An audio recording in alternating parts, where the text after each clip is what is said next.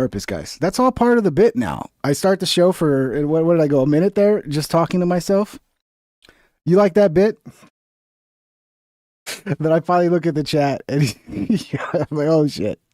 I forgot to turn on my mixer. God, I'm such an idiot, dude.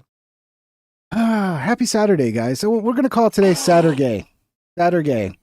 Yeah, I do. MF Damien super chatted $2. No audio. Big homie. I turned down the scream. So hopefully you guys are, the scream's not going to trigger people now. Boy, I just told a whole story there. That yeah, I got right to the end of it before I realized I didn't have a fucking mic on. I did that on purpose, guys. In case you don't know, that's a bit. You know, it's a bit I do every day, guys. Ooh, let me get a drink of coffee here. What a moron. So yeah, this show is embarrassing. So yeah, I was talking about, I went to Hooters today. I made the mistake the other day of going eating poison McDonald's that somebody dropped off at my house. DoorDash dropped it off at my house on accident. And then today I went to eat at Hooters. That was a huge mistake. Brian Mahoney super chatted $20. Well. Hello, Brian. Thank you for the 20, brother. Appreciate you. Hooters has the worst food in the world, guys. Yeah, okay. There might be like some fucking women you can see in person that are like scantily dressed. Like, oh my God. I don't give a fuck about that. But people always want to go to Hooters, so I get dragged there. But this time I was like, maybe the food's gonna be all right, because I saw they got like a Texas toast cheeseburger. It's like a cheeseburger with bacon, and then they got like Texas toast and like barbecue sauce. I'm like, oh, that looks good. And then they had like one of my favorite things in the world: chili cheese curly fries. Chili cheese curly fries, dude. You can't fucking do better than that. So I'm like, okay, they can't fuck this up. I order it. And it's the worst fucking curly fries I've ever had in my life. It's not even, it's like they boiled the fries. They literally like were soggy. They had no crispiness. What makes a curly fry good is not the fact that it fucking curls, okay? It's the extra crispiness that you get from a curly fry. And it was disgusting. It was like you boiled your fries, dude. I could make fries in my fucking oven that are 100 times better than that. If your food's going to be this shitty, I better see some titties. Okay? That needs to be the new motto for Chili's. If your food's going to be this shitty, then please show me a titty. Because there's no other reason to go there. Because the food fucking sucks. And I don't really care about, you know. I mean, there's a reason it's going out of business. Anybody can go online and fucking see whatever the fuck they want to see for absolutely free. So what the fuck? Oh, okay. Oh, let me be around women and like perv out. No, you gotta have some food that doesn't suck. Maybe if the food was good, people would go. I don't know. I'm just telling you. My experience today is Hooters is dog shit. It's always been. Usually when I used to go back in the day, I just get the chicken wings, but I wasn't in the mood for fucking buffalo wings. So I'm like, how do you fuck up? Remember Jack in the Box used to have that chili cheese curly fry? Because it's one thing Jack in the Box does well. They know how to do the curly fry. And it would come in that little box. And it was just like, they'd give you a little black fork. And it was just real crispy, crunchy curly fries covered in chili and cheese. How can you fuck that up, dude? Don't go to Hooters, guys. Okay? Or if you do, tell the waiter, if the food's going to be this shitty, the waitress, very important distinction. If the food's going to be this shitty, then baby, you got to show me a titty. You'll probably get kicked out. So don't do that. Don't do that. It might work though. I mean, if you try it enough, it might work. You know, it's a numbers game. It's a numbers game. That's what some of you incels need to understand. You can get laid. You just have to be rejected like 30 times before you might actually get somebody that's not going to reject you. All right, incels. So go out there, learn to deal with rejection, learn to be made to feel like a piece of shit. But keep pushing through, because that's the secret of life. You don't give up, you pussies. That's the problem with incels. They give up. They give up. They don't try. And they're probably, you know, not very good looking, but that's not a big deal, man. Ugly men can get laid, guys. I don't know if you know this. Like, anybody can get laid. All right, off the beating track. Let's get back to Dan Bongino, because Dan Bongino is a complete fucking idiot. He's trying to go back to doing the grift of like, man, you can't believe all the sick, disgusting shit we're doing behind the scenes, and just know that we're working on. It's like, how about you show us some of this shit? How about you release the Epstein files? There's only two things you can do right now that will work. You could either shut the fuck up or release the Epstein files. But yeah, people are already jumping on it like, oh my God, Dan Bongino, oh, he's so great. Oh, he's seeing so many terrible things. It's like, no, this is just more bullshit. This is just more, trust me, bro. You don't know the amount of disgusting stuff we're working on back here. All the terrible people we're going to, no, just give us transparency, dipshit. I don't care. I don't care about your little stories because they never lead anywhere. Let me pull this up. Back to that House hearing on the One Big Beautiful. We got this guy. He seems less drugged up today. He seems like he can actually communicate today. That's good. It's a good sign. Bill coming up in just a second, but I do want to take you out to a story that we brought you. Oh, no, you can't say that. That's blasphemy, bro. That's blasphemy. John M. Super chatted $1.99. Okay, lowercase g. Is a god. Lowercase g, I think, is acceptable. I went to Catholic school for 1 year, or not even 1 year, part of 1 year, and I learned the distinction, the lowercase g and the capital G. It's a big deal. It's a big deal. You got to get those right. Thank you, dude. I appreciate it, John.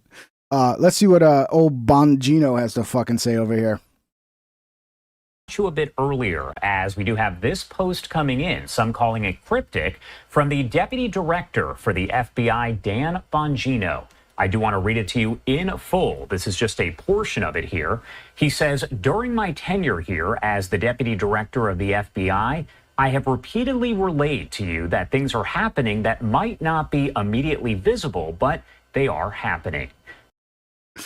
I mean, this is like... Trust me, bro. Oh, yeah, I know I came out and just flipped the script on the Epstein files, but trust me, bro, we're doing so much shit. We can't tell you about any of it. Can't even give you like a broad fucking detail. It's just, trust me, bro, we're working on so much shit. You can't imagine how much shit we're working on, bro. It's like, yeah, okay. Yeah. Okay, just like the Epstein shit. Trust me, bro. The director and I are committed to stamping out public... I thought this guy was going to step down. What happened to this fucker stepping down? I guess he's not stepping down anymore. Like corruption and the political weaponization of both law enforcement and intelligence operations. It's a priority for us, but what I have learned in the course of our properly predicated and necessary investigations into these aforementioned matters has shocked me down to my core. We cannot run a republic like this. I'll never be the same after learning what I've learned. We are going to conduct these righteous and proper investigations by the book and in accordance with the law. We are going to get the answers we all deserve. By we, is that including the American people or just we as in the FBI and everybody behind the scenes? I don't know. This is just, it sounds like a bunch of fucking bullshit. Because they could have easily just said at the very beginning, hey, we're going through all this shit. We're going to be putting together cases against people. We're, you know, the protecting of these elites that have been up to no good. The justice will be served. Just give us time. We got to put these investigations together so we make sure these charges stick. And we'll update you as soon as we can. And then shut the fuck up. Instead, you come out, you say like something that nobody believes, which is, oh, Epstein killed himself, guys. I know. Trust me. Oh, here's a video that shows you nothing. And oh, by the way, there's no more investigation. We're closing the investigation. Oh, and it's a hoax. It's a hoax. Oh, but there is a list. Oh, but it's a hoax. But there is a list. But it's a hoax. Oh, but there's all this shit going on. Oh, but it's a hoax. It's a hoax. Just shut the fuck up. Nothing's going to matter until we start seeing you either release like real information. And obviously, like, you have to protect some things. Like if you're in the middle of an investigation, you can't release everything. Like a lot of times when the police are like investigating a murder, they'll hold back certain details so that when there are people who claim to be witnesses or they claim to have a tip or whatever, if they know those details, then you know those tips are most likely legit. Like, yeah, we all know there's little games they play or whatever, but it's not like nothing or everything. Like, you can give us something or just shut the fuck up. One or the other. Either one will work. But it's still more like, oh, we're going to give you everything. But then we get nothing. Every time we get nothing. So just shut the fuck up. That's probably the right answer at this point, right? Just shut up. Shut up. It's just making it worse every time. As with any investigation, I cannot predict where it will land, but I can promise you an honest and dignified effort at truth, not my truth or your truth, but the truth. God bless America and all those who defend her. Respectfully, Dan. Again, Dan Bongino posting that, but not specifying exactly what he is referring to. Of course not. Why would he do that? Why would he do that? Reports did circulate of a recent disagreement between Bongino and Attorney General Pam Bondi over the Epstein files, that making headlines very recently here. Now, Laura Loomer was among the far-right activists saying that Bongino was planning to resign from his position, though obviously that did not happen. When asked about recent reports regarding that and any disagreements with FBI Director Kash Patel, Bondi explained that she would not discuss personnel issues, but did say she worked very closely with Patel. Again, Bongino not specifying what he's referring to in the post, and it's not clear if he will have any follow-up posts here, but if he does, we will make sure to bring those to you. Again, he does say, quote, "We are going to get the answers we all deserve," adding at the very end that he will get the truth, not, quote, my truth. Okay, yeah. Trust me, bro. Trust me, bro. I'm not going to lead you wrong, bro. Trust me, dude. Let me have your bank account numbers, bro. Just give me your credit card and give me your PIN, bro. Trust me, bro. Trust me, I'm not going to steal money from you, bro. This is it's a bunch of bullshit, dude. And then I got this pathetic ass fuck. I mean, I'm getting these all the time, dude. It's so annoying. I donated to his campaign, like, it was either 2015 or 2016. Long fucking time ago. It was a tiny amount of money. And these texts will not stop fucking coming in. And now he's trying to fucking honeypot me by telling me he loves me. Oh, do you really love me, Trump? Do you really wanna hurt me? Look, Trump, if you want this sweet booty, all you gotta do is release those Epstein files, bro. That's it. Prove you love me, Trump, and I'll send you $5. You want your $5, you little bitch? It's so manipulative. Congratulations, you're speaking to Donald Trump. No, I'm not. How stupid you think I am? You think I'm really speaking to fucking Donald Trump and this ain't just some automated text you send out to millions of fucking people? Oh no, I'm an idiot. I'm an idiot. Oh, now you love me? You love me? He really loves me. Oh, I knew it, guys. Donald Trump loves me. Fucking, yeah. It's so annoying, dude. I mean, this shit alone almost made me want to not vote for him. It's like, can you just leave me? Even Obama didn't bother me this much. Because, I donated to Obama before he was president, too, like in 2008. They didn't bother me to this level, dude. I swear to God. They have at least the common sense to know, like, let's not harass our donors until they fucking get so annoyed that they basically don't vote for us. But Trump, you're not even running again. You're not even running again, and you're still trying to raise money as like you're going to run again. But yeah, guys, me and Trump are in love, and we're going to get married. He's going to leave Melania, and I will be a billionaire at some point. Fucking, it's embarrassing, dude. Like, leave me the fuck alone already, man. How many of these numbers do I have to block? I've blocked so many of them, but they just keep coming. They just keep fucking coming. So the Epstein files does exist. The latest Voidzilla, we talked about this a little bit yesterday. Trump said, I have, he mentioned like Obama and like hedge fund managers. He's like, I have a list. I'll give it to you. It's like, oh, so now you have a list? Now you have a list?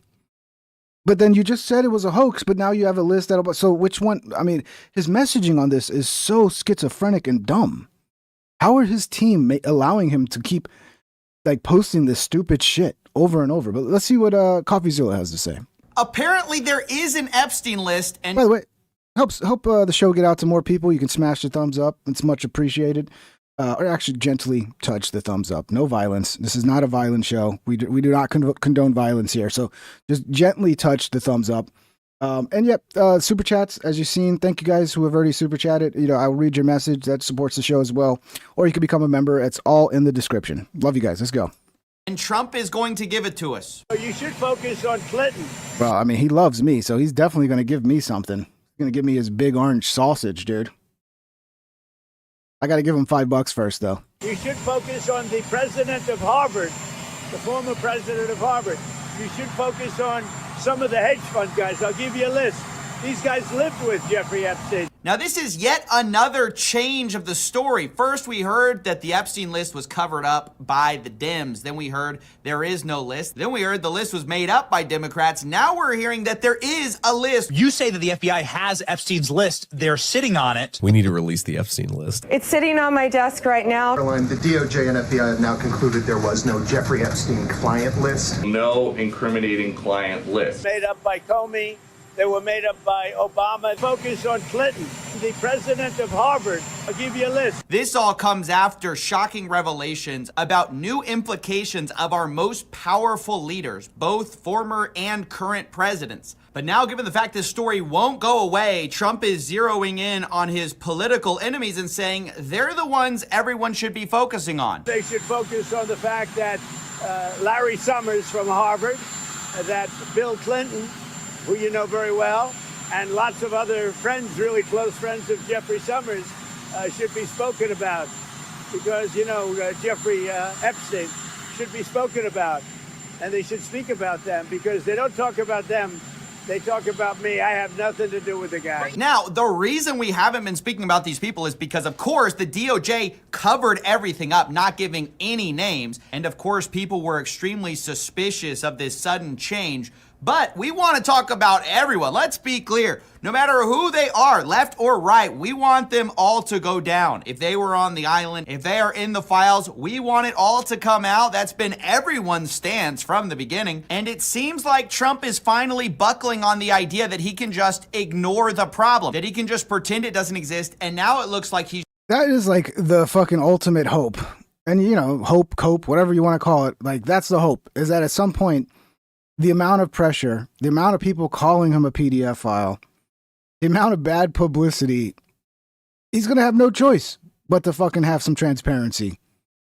But again, that probably will never actually happen. They'll probably just, tomorrow us to death. Like, oh, we're working on it, guys. Expect big news. Oh, it's such great things that are coming. And they'll just do that all the way till the next administration comes in. He's shifting to deflecting to some of the other people who are also seemingly implicated. Hedge fund guys, they're all over the place. You ought to be speaking about Bill Clinton, who went to the island 28 times. I never went to the island. Now, if true, that's a shocking amount of times. I think we all knew Bill Clinton went to the island a fuckload of times. Like, the one who looks the most guilty in all this and has always looked the most guilty in this is Clinton. I'm sure there's other people who look really guilty too. Like, I think Leon Black, there's other names, right? But Clinton is like, there's definitely no way he wasn't up to some weird shit. But it could, I mean, maybe it was all just, maybe he just likes Jeffrey like Trump did. Maybe they were just good friends, right? But that's the name I always heard. Oh yeah, Clinton went to the island so many fucking times. I didn't know that was new information. I thought that was just, everybody already knew that. We don't know if Trump has special briefings that we don't have access to right now. Previously, Clinton denied going to the island. There are some people who have said, oh, maybe he went once or twice, but 28 times. I've never heard that number before. If true, I hope that comes out. I hope we get verification of that. Of course, it wasn't just on the island where these bad things happened. And the other surprising twist in this, where the narrative is sort of changing, is that Trump is softening his stance. Trump, it looks worse. Yeah, at this moment in time. But let's look, you could also look at it this way. If it was Hillary Clinton that was president right now, do you think we'd even be talking about the Epstein files? Do you think it would even be a hot button item? No. We wouldn't have talked about it because they never would have promised it. They would have never ran on, oh, it's all a hoax, it's all conspiracy, like what they used to say. So, yeah, Trump looks bad, but Trump is the main reason we're fucking even talking about this right now. And it's become such a fucking huge point that everybody's obsessed with. That's reality. Deny it all you want. If we had Kamala in there, would we be talking about the Epstein files? No.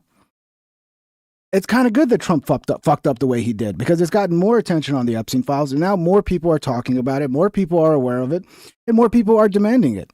So yeah, Trump fucking this up is actually probably the best thing that could have happened, because it would probably just been pushed under the rug and forgotten about. By most this people, not everybody, obviously, but by most people. letter that he supposedly wrote. Initially, he said it doesn't exist. I never could have written it. Now he's saying, oh, it could exist, but if it does, someone else wrote it. I don't know what they're talking about. Now, somebody could have written a letter and used my name, but that's happened a lot. All you have to do is take a look at the dossier, the fake dossier. So seemingly they're laying the groundwork for this birthday book to finally be released to the public as we've all wanted. Trump is saying, look, maybe it does have my name on it, but I didn't personally write the note. Now, whether you believe that is totally up to you, but this is such a shocking change in stance from how they've been treating the Epstein files. Previously, we were literally told, look, there's nothing we can charge third parties with. There's no evidence we have on anyone. Now, the Trump administration is meeting privately with Ghislaine Maxwell. Supposedly, there's 100 new people she has mentioned, and Trump is mentioning evidence that he says they have, or some knowledge he says he has, of Clinton being on Jeffrey Epstein's island 28 times, which, if true, is like so incredibly damning. And these people should be locked up. The problem is, of course, it cuts both ways. If you're going to implicate one person, you have to go after everyone. Now, Trump was asked if he was ever briefed on his name being in the Epstein files. Of course, it was reported by the Wall Street Journal that he was told, and that's when he started acting very weird about the Epstein files, saying it was all a hoax. He once again denies it, though, saying he wasn't. Mr. President, were you briefed on your name appearing in the Epstein files ever? No, I was never briefed. No. Now we have... Yeah, I don't believe that either. And it's like, you should have the common sense to know, like, dude, yeah, I actually partied with him a lot. Apparently, he had to kick him out of Mar-a-Lago. There's even rumors, I don't know how substantiated they are, that Trump himself reported Epstein to the police when they had some business deal fall out. So, just everybody knows that history, dude. So you should say, like, yeah, I'm probably in the files in the sense that a lot of people are in the files, like anybody that associated with Jeffrey Epstein. And I did have business dealings with him and ran in the same circles as him and considered him a friend before I found out what a piece of shit he was. So in that case, yeah, I'm probably in the Epstein files. A lot of people are. That's it. And people, but again, he just, every time he opens his fucking mouth, he makes himself look more guilty, dude. Really good reporting on the fact that this seems like a blatant lie. The White House barely even denied it, and the DOJ didn't deny it, so this seems to be just a blatant cover-up as Trump appears to be deflecting onto other people, which, again, we should focus on those people as well, but we can do both at the same time. We should be talking about all of these people. Now, in light of recent talks about Ghislaine Maxwell getting pardons, stuff like that, Trump has now said it's not the time to talk about pardons yet, although once again, he doesn't rule it out. And then he says that if you're gonna talk about Ghislaine Maxwell, if you're gonna talk about Epstein, talk about Clinton, don't talk about Trump. A lot of people are asking me about pardons. Obviously, this is no time to be talking about pardons.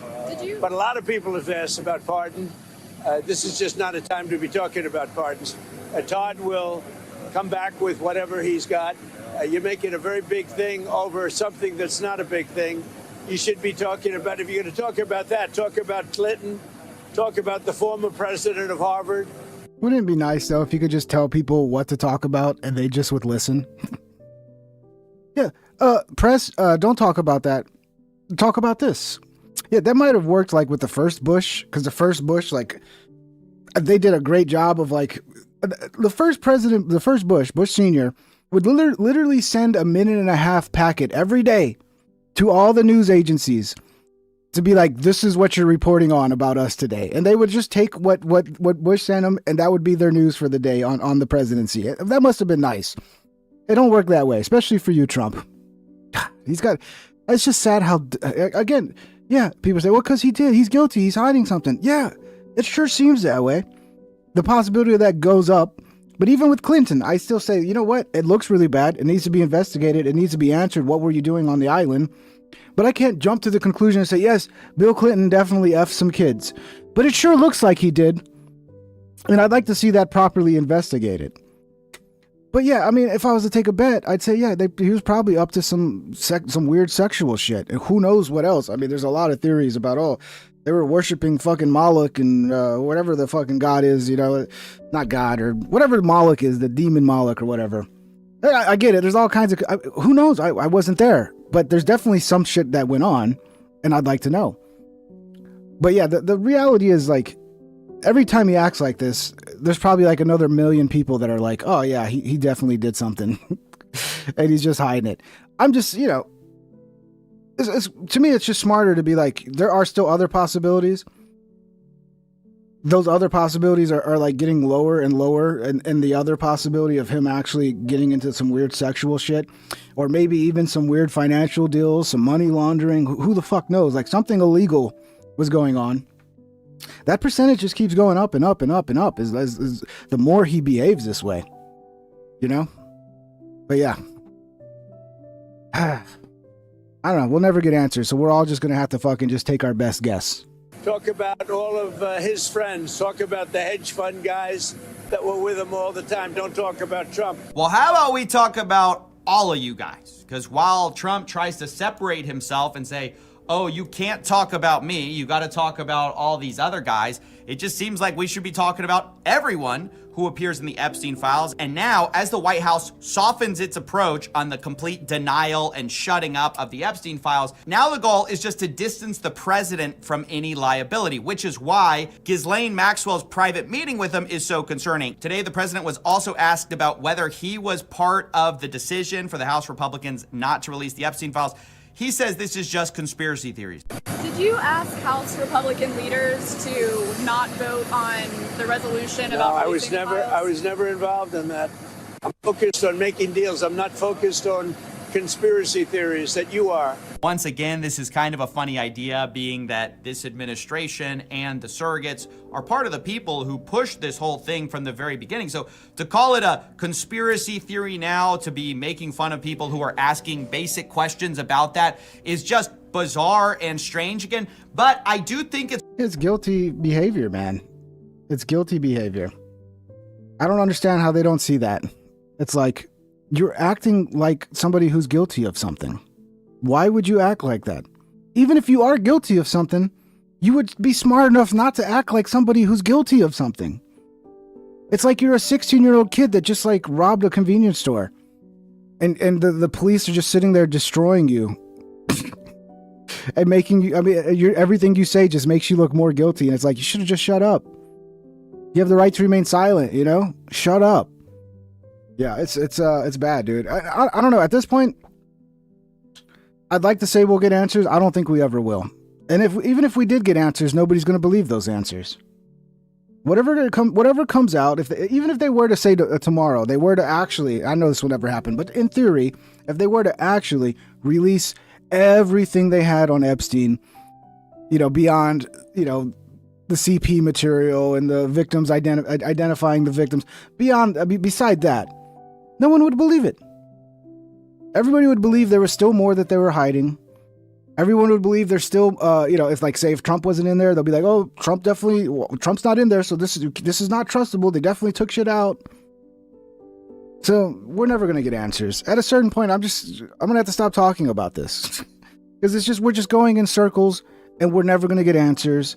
And even the answers we do get, you don't know if you can trust them. Are you getting the full picture? Are you not? At this point, in a nice world that doesn't exist, the right thing to do, because nobody trusts anything, would be to actually just release everything to either like some trusted journalists or to the American people, and let them try to figure it out. Let them come to their own conclusions, you know, based on all the information released. But like I said, no one will believe that they got all the information. Everybody will believe that something's still being hidden. So, yeah, I don't know. I don't know what else to say at this point. It's just like we're all just going to have to make our own conclusions as to who's guilty and who's not.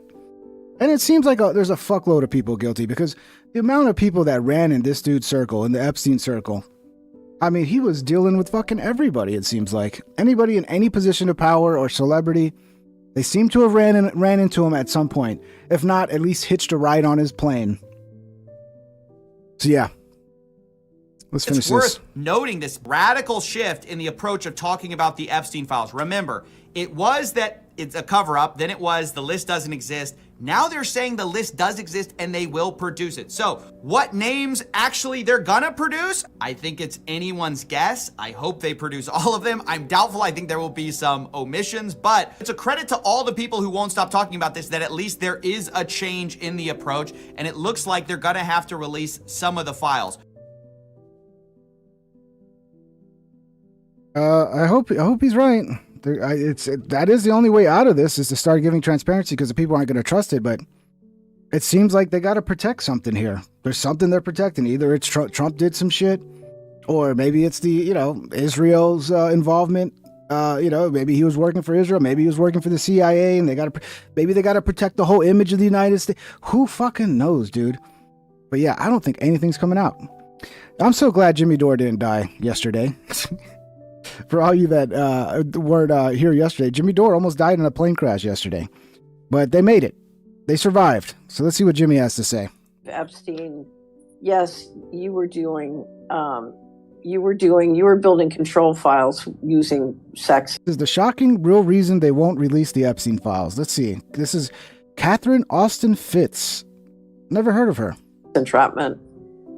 But I think the bigger picture, you were doing big money laundering. So 21 trillion disappeared from DOD and HUD over the period that Epstein was operating. Friend of the show, Stephen Gardner.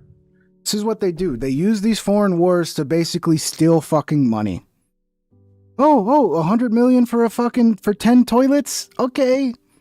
And then all these trillions go missing. We can't audit the Pentagon. It's trying to connect us to Epstein. Yeah, maybe this is connected to Epstein. But this is a huge fucking problem, dude. They are literally stealing our fucking money, dude. Literally, not even just taxing it and it's going to shitty places. No, money just goes missing, dude. What a wonderful government we have. Had this Catherine Austin Fitz, who we've had on the show. Yeah. And I just wanted to play this for you. As you all get out your calendars and decide to come see me August 3rd in Oxnard, California at the Levity Live Comedy Club, or maybe in Rutherford, New Jersey, or maybe you want to see me in Manhattan at the Village Underground. Go to jimmydore.com for a link for tickets. But Catherine Austin Fitz, she was inside the Bush White House. She's been inside the top levels of government for decades and decades, and she's going to tell you the real reason why they have to cover up the Epstein files. Let's listen. I believe Epstein, yes, you were building control files using sex entrapment. But I think the bigger picture, you were doing big money laundering. So 21 trillion disappeared from DOD and HUD over the period that Epstein was operating. He went to the White House this first time. 21, that's so much fucking money, dude. All right, what's our debt? Approaching 40 trillion now? So that's more than half of our debt. I think our debt's is 37 trillion. I forget the exact number. It's somewhere close to 40 million. Trillion, sorry, not million. 40 trillion. Where did that money go? Where did that fucking money go, dude? I'm in the White House. Rubin, who became Secretary of Treasury, took him, I think, in 1994. And then Rubin goes to Treasury. Money starts disappearing. And then, Epstein is ballooning fantastic amounts of money. So I think Epstein was laundering the money that was coming out of DOD.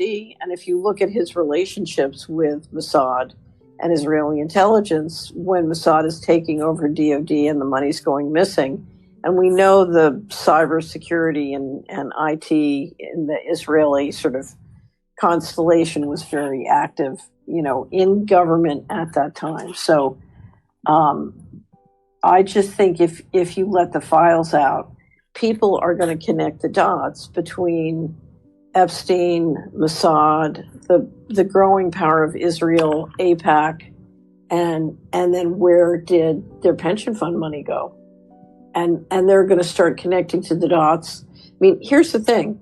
The institution that laundered $20 trillion one way or the other is the same institution that ran Operation Warp Speed that poisoned, disabled, and bankrupted millions of Americans. Do we really think that's a coincidence? Wow. I think if the Epstein files come out, people are going to start connecting too many dots, and you could literally see the realm. That's the first I heard this interpretation. Do you think, okay, Epstein files come out, they're protecting it because they don't want to take down all these politicians. Trump doesn't. I mean, maybe it unravels the whole fucking thing, dude. Because we know we have a very crooked, very corrupt government that does not serve the interests of the American people and is actively trying to destroy the livelihood and rip off the American people as much as it possibly can. If this uncovered all of that, I mean, I don't know, it seems a little too good to be true, but it very well could be true. Ramifications to the financial system are dramatic. So what do you say to that, Kurt Metzger? That's enough money to start a breakaway civilization on Mars. Yeah, $20 trillion. So you remember when Catherine Austin Fitz was on the show and she talked about that? Yeah, remember Ghislaine when she got caught said, I'm a citizen of Terramar? No. And she was under the name Janet Atlantis? Well, whatever Terramar is, that's the nation I'm betting has that money. That's the first... Let me look that up. That's the first I heard of that. Probably trade lanes, like the East India British Tea Company. Imagine that. They probably got something going like that. I don't know that it's off the planet. I'm just saying that, but it's something like that because that's enough money to have a country. You get that? A country of all the finest minds and most important people that can clone their weird egg dick like Epstein wanted to do. Remember that? 21 trillion. I bet you could clone your weird shaped egg dick. I bet you could. I mean, what she just laid down some... Of course, I can't find anything about citizen of Terramar or whatever the fuck he was talking about. I gotta find that. But anybody know what he's talking about there? Be stuff there. Oh, she's good, man, because she knows a lot more. She don't say the craziest stuff that she knows. I believe her 100%, by the way. She's just doing just the facts with the funds. But if you have half a brain and you think of how much money that is, where does that go? Where does it go? Where does that go? Well, I don't think it just goes nowhere. I don't think it goes up their nose. I think that went to something. Well, she said they were also building underground bunkers. Yeah. Remember that? Guess what? Okay, the Terramar Project. The Terramar Project was a self-described environmental nonprofit organization.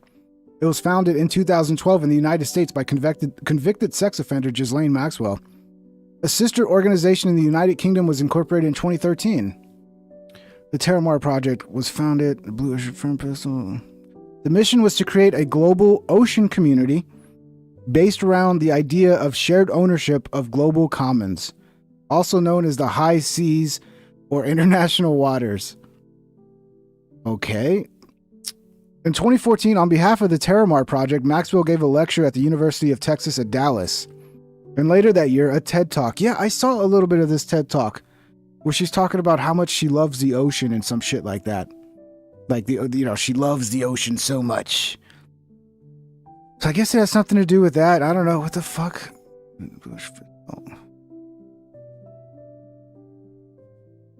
So, okay, let's read this again.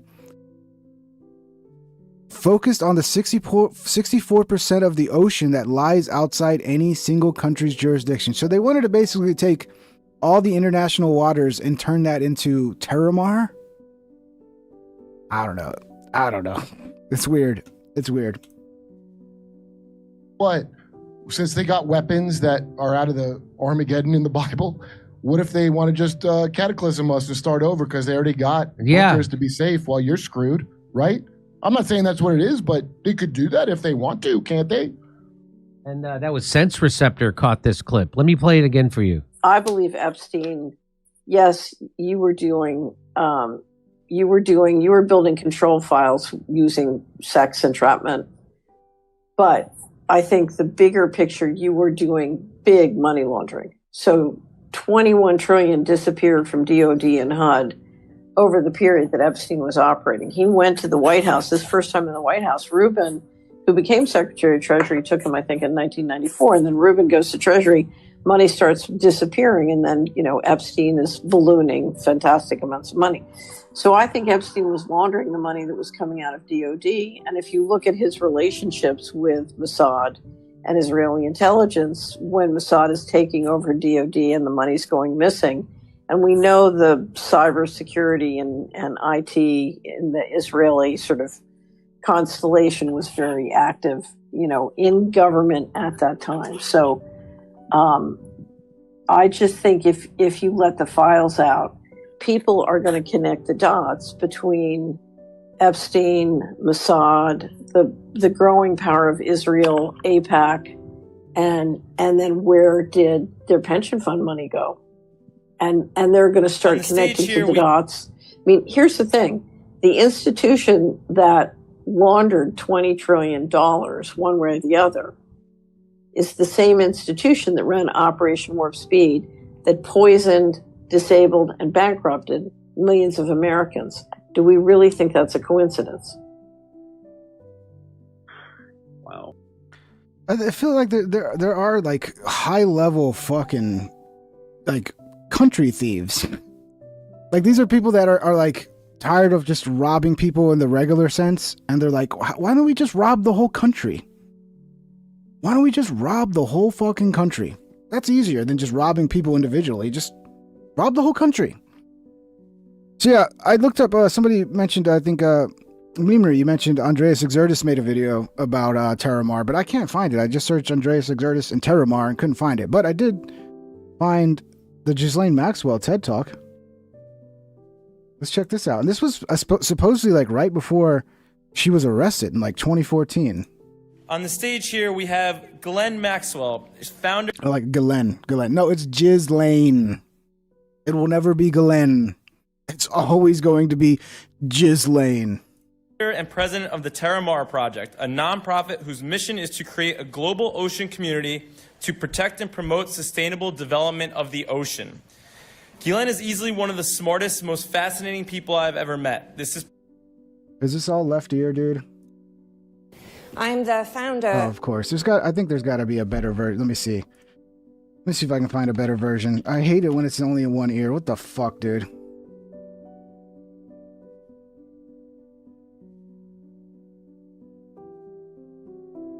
Short. I don't want a short. Give me the whole thing. I know I saw it the other day, dude.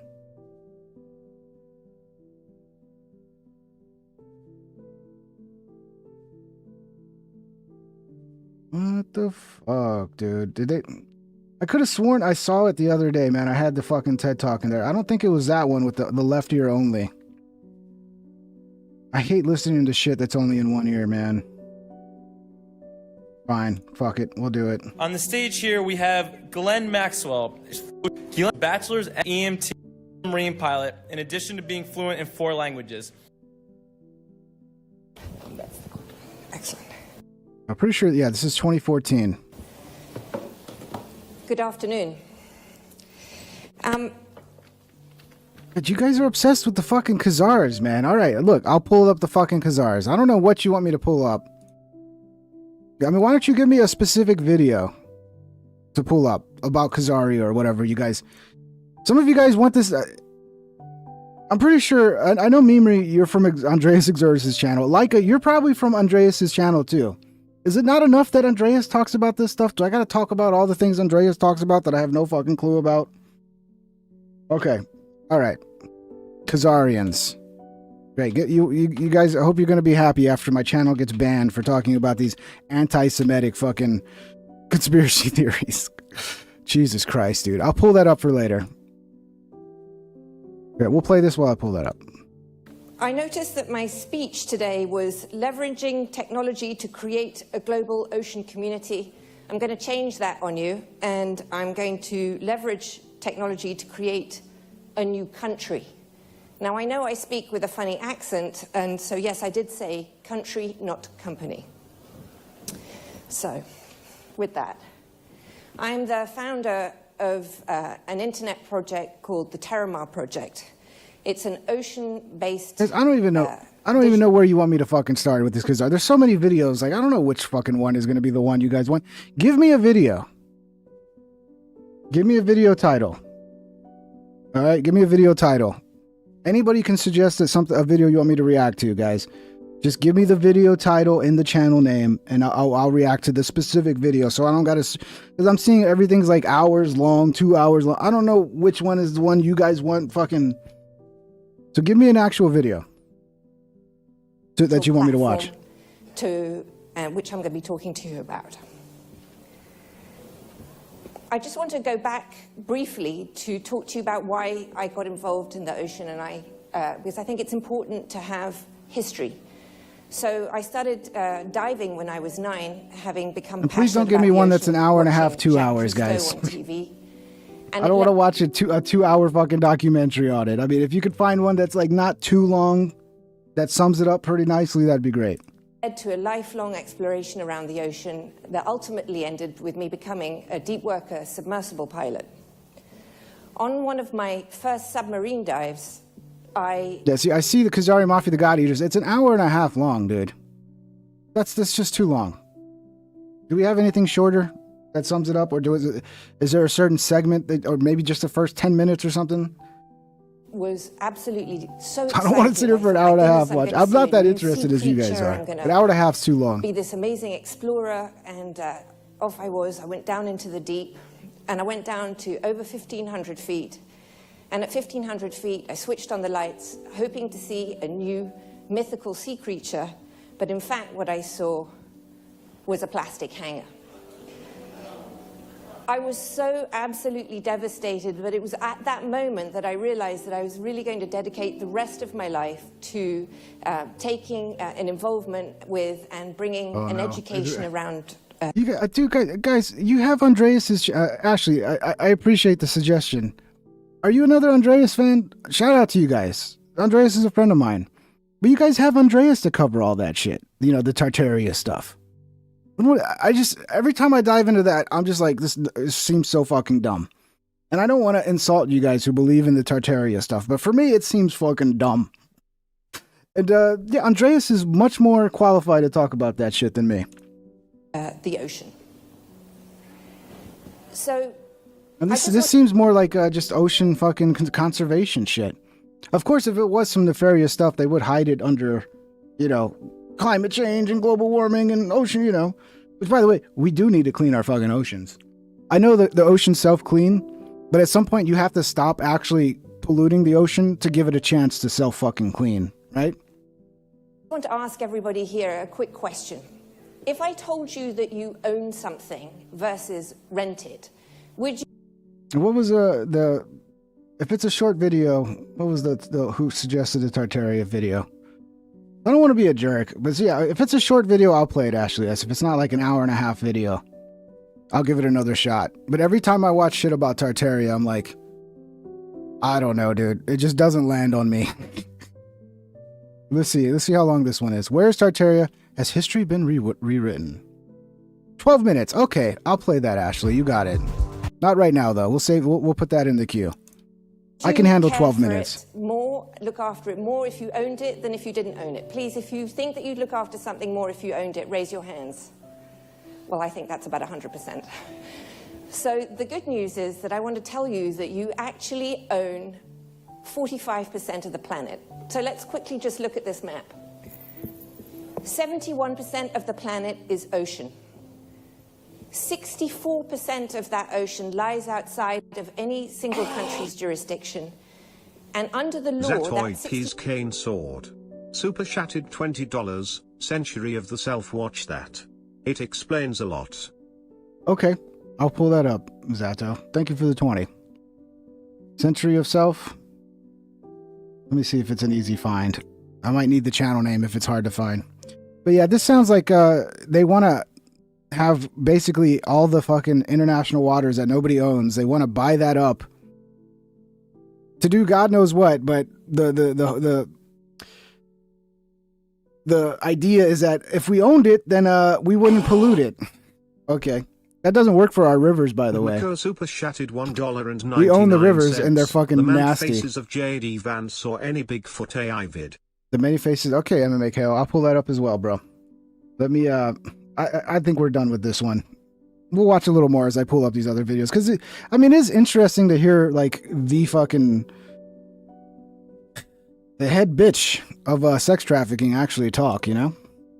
54% of the ocean belongs to each and every one of you in this room. And she's got that British accent. Man, it's not fair how people with British accents, everybody just trusts them and think they're smart. I wonder how many women fell for her bullshit just because she had that fancy British accent. Which I can't do, by the way. The closest I could do is Sean Connery, and I can only do that a little bit. Yeah. All right, I gotta stop. It's cringe. It sucks. But yeah, I hate how much we trust people with fucking British accents. It's disgusting. Your global commons. So the assets of that 64% are yours. The fish, the oil, the gas, the diamonds. Now, this part of the world is just becoming is just coming into focus. Think about the Malaysian plane that went missing. Think about endless hours on CNN and The Century of Self by the Adam Curtis documentary. That's 3 hours and 54 minutes. We'll play a little bit of part 1, okay? I'll load that up. Maybe it does look interesting because it looks like an old documentary, and I like older documentaries for some reason. Like, the older the documentary is, the more interesting it is to me. Like documentaries that were made in the 50s and shit. I love that shit. All right, I pulled up part 1. We'll get to that later, dude. We'll get to that in a minute. And every news network that focused on this area as they were looking for the plane. Every day we heard, we found the plane, we found the plane, we found some piece of garbage floating, and it turned out, in fact, no, it wasn't the plane, it was just some ocean trash. Today, if you open your newspapers, the front page of your newspapers are focused on clashes between China and the Philippines, and China and Thailand on ocean-related issues. So the ocean is the next frontier. It's the next big debate. It's the next big grab of space, of ocean space, if you will. America alone. All right, fuck this bitch. Throw her under the jail. She's not that good of a speaker either. But what was, let me do these in order. Where is Tartaria? Many face. Okay, yeah, we'll do the Where is Tartaria next. I'll give this a try. I can't guarantee I'm going to watch this whole thing, but I'll give it a shot. Where is Tartaria? Has history been rewritten? Shout out to Andreas Exertus. This is his wheelhouse. If you guys like shit about Tartaria, you should definitely follow Andreas Exertus. And I'll put his channel in the fucking comments in the chat so you guys can see. Because I am not the guy to talk about this stuff. If you're into it, you know?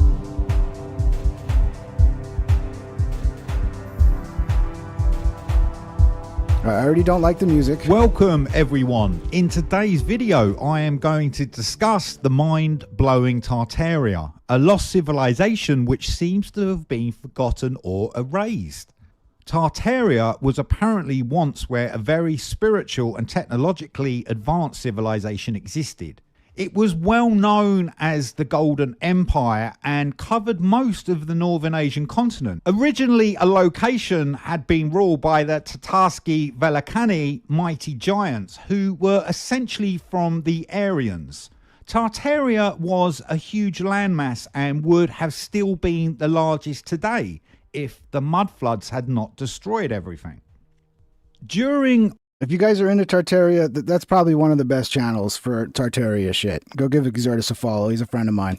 October 1586, the civilization of Tartaria, which means strong place, was established. But over many centuries, the unity of that civilization then fragmented. After December 1922, Tartaria was then made into separate republics. On the 18th of April 1627, the famous Dutch cartographer known as William Blur completed his map of Tartaria, which clearly showed how massive the expanse of the Tartarian civilization was. The map showed Tartaria reached the borders of China and Mongolia. This incredibly advanced culture used free energy systems, grandiose architecture that still exists to this day. using the electromagnetic frequencies of planet Earth to abundantly live in Tartaria. All right, now this, what does that even mean? They were using some Tesla fucking technology, dude. They had some Tesla technology, bro. I don't know. I do believe in Atlantis. Now, Atlantis I believe in. I don't know about this, though. I don't know.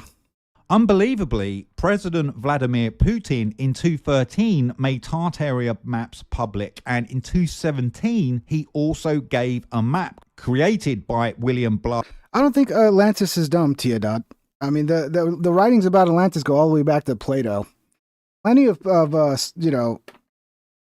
civilizations used to be above water that are underwater now. That's just the nature of things. Things are always going under and coming back up, and then you look at that the documentary that says that Atlantis was the eye of the Sahara, and like all of it matches like what Plato described Atlantis being, and then you can look at the geology and see that it actually used to be underwater, and there was like this giant flood. It's pretty interesting, man. I think Atlantis is a real thing. Of Tartaria to the former president of Tartarstan, also known as Tartaria. So how did William Blah have such a clear picture of this country if it didn't exist? We learn about the famous Egypt, the Persian Empire. Yeah, I think that's what the idea is, Tia Diad, is that Russia was Tartaria was actually like ancient Russia, and then like the World's Fair, like I forgot what year they had the World's Fair where they built all this amazing shit in like no time and then tore it all down. Like that was actually buildings that had been here forever, and it was actual. I mean, I don't know. It's hard for me to. So much of this is like, really. The Ottoman or Roman empires, but all of this history is small in comparison to the Tartarian Empire, unless it isn't true and it's just a myth or a story. But you can find too many documents that state this region certainly did exist. The landmass and territory called Tartary and Great Tartary was an historical location in northern Asia that existed between the Caspian Sea, the Ural Mountains and the Pacific Ocean. Tartary was a blanket term used by Europeans for the areas of central, northern and eastern Asia, as these parts were largely unknown to European explorers.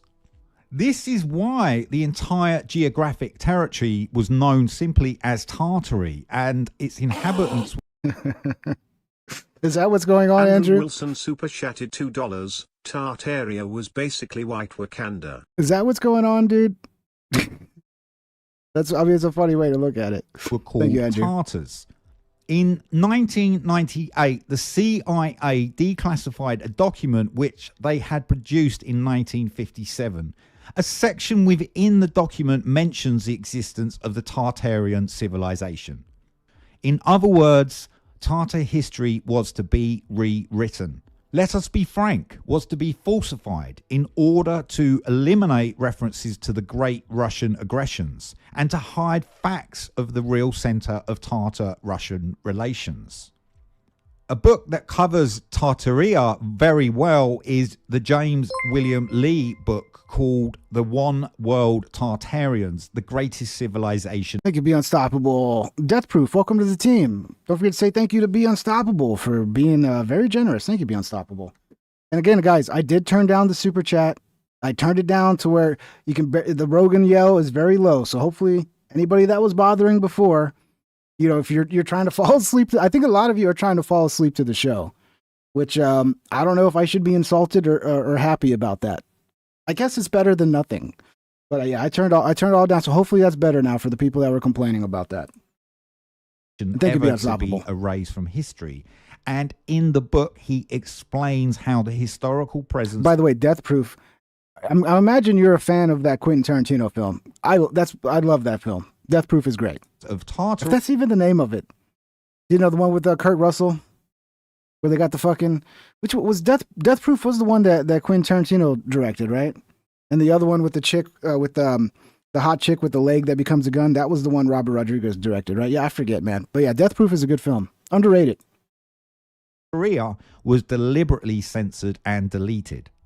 The word Tartaria is linguistically connected with the Greek word Tartaros, which means frightful place. That location then became more commonly known as Tartarus. In the stories of Greek mythology, the anciently founded Cyclopean giants were put into Tartarus, the frightful place. Hence the Cyclopean giants of Greek mythology. Yeah, I mean, I understand why people didn't like Death Proof Super Spurg, but I enjoyed the film. It was fun. It was fun. Represented the Tartarus. Thank you, Be Unstoppable. The _unstoppable_for_life super chatted $2. People who were complaining weren't donating. No. Yeah, that's a good point. But it was a legitimate complaint because yesterday it was too loud for me. I had a headache and I was like, oh, this is not making it better. I could probably find a better middle point. So I could probably turn it up a little bit more than where it's at now. Tartarian giants. They could be unstoppable. Whose golden empire was submerged in the silt and soil. The historical trauma which arose from the devastation of the Tartarian civilization was remembered in these archetypal stories. The Tatarski Velikani, the mighty giants, are thought to have been Bretharians, which means they did not have to rely on the use of digestion. I remember talking to Matt McCusker about this. Bretharians.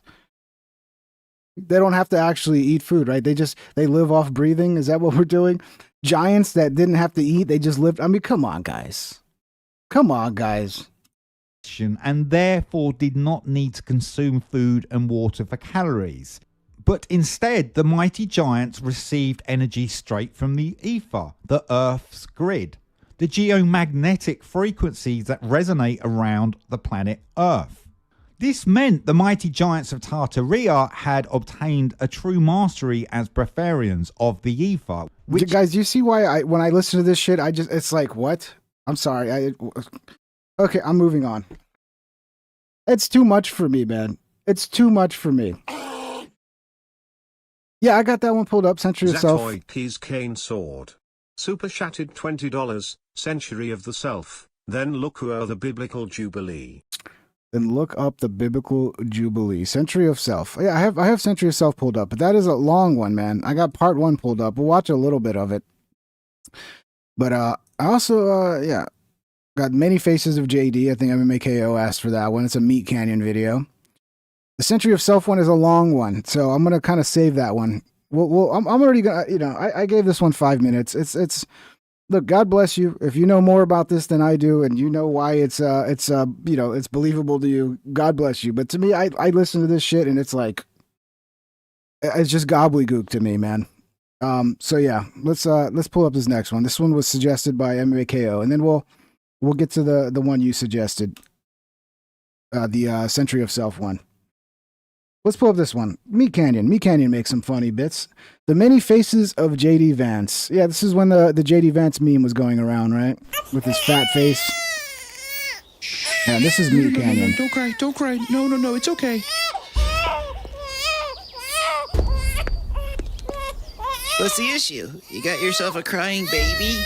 Oh, yeah, he's been having a bit of a fit all morning. Let me take a look. Zato. I'm really good with babies. May I? Well, I Thank don't. You. Oh, okay.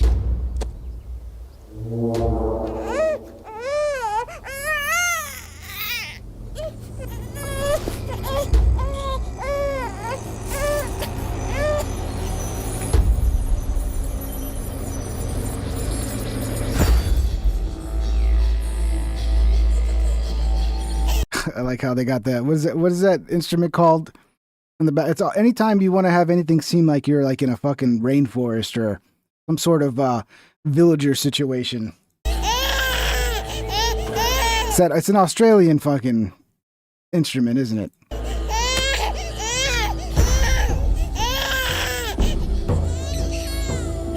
I don't agree with anything you're saying. Shut up, dog. Shut up. Is that a baby crying? Oh, God. Is this your baby? Let me help.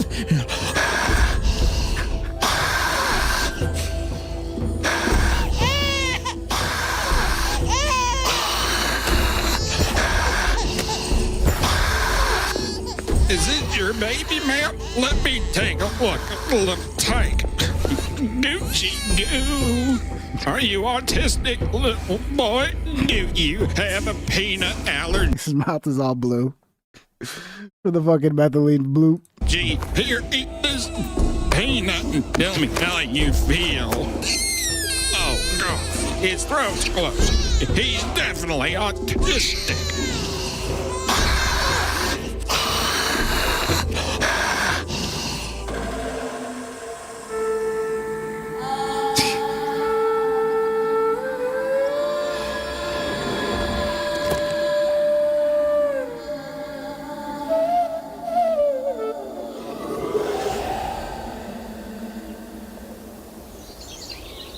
Oh my God.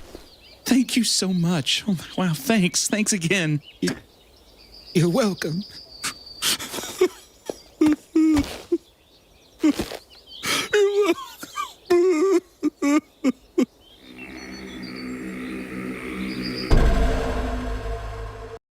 All right, well, that's your typical Meat Canyon video. They're always great.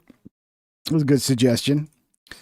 Let's see what else we had. I do want to. What was the shit that I left off with? I mean, I don't know. Should I even cover this shit? You guys got me going in different directions here. We'll get back to this one then. I guess Century of Self. We'll give this a chance, dude. It's really long though. I don't know how long I'm gonna make it. Let's see. We'll see how long I make it on this one. This is Just Adam Curtis. That's the channel. So if this is not the right thing, you gotta let me know. Just Adam Curtis. Part 1, Happiness Machines. Okay. He hated it. Said he wanted this stuff. 100 years ago, a new theory about human nature was put forward by Sigmund Freud. He had discovered, he said, primitive sexual and aggressive forces hidden deep inside the minds of all human beings. Forces which, if not controlled, led individuals and societies to chaos and destruction. This series is about how those in power have used Freud's theories to try and control the dangerous crowd in an age of mass democracy. This is the same. This feels like somebody's it feels very similar to other documentaries I watched in the past, like the style, the music, the editing, the narration. At the heart of the story is not just Sigmund Freud. This is something I could watch and fall asleep to. Other members of the Freud family. When whippoorwill calls. This episode is about Freud's American nephew, Edward Bernays. Bernays is almost completely unknown today, but his influence on the king of propaganda, right? This is the guy that figured out how to do all the best propaganda. 20th century was nearly as great as his uncle's. Because Bernays was the first person to take Freud's ideas about human beings and use them to manipulate the masses.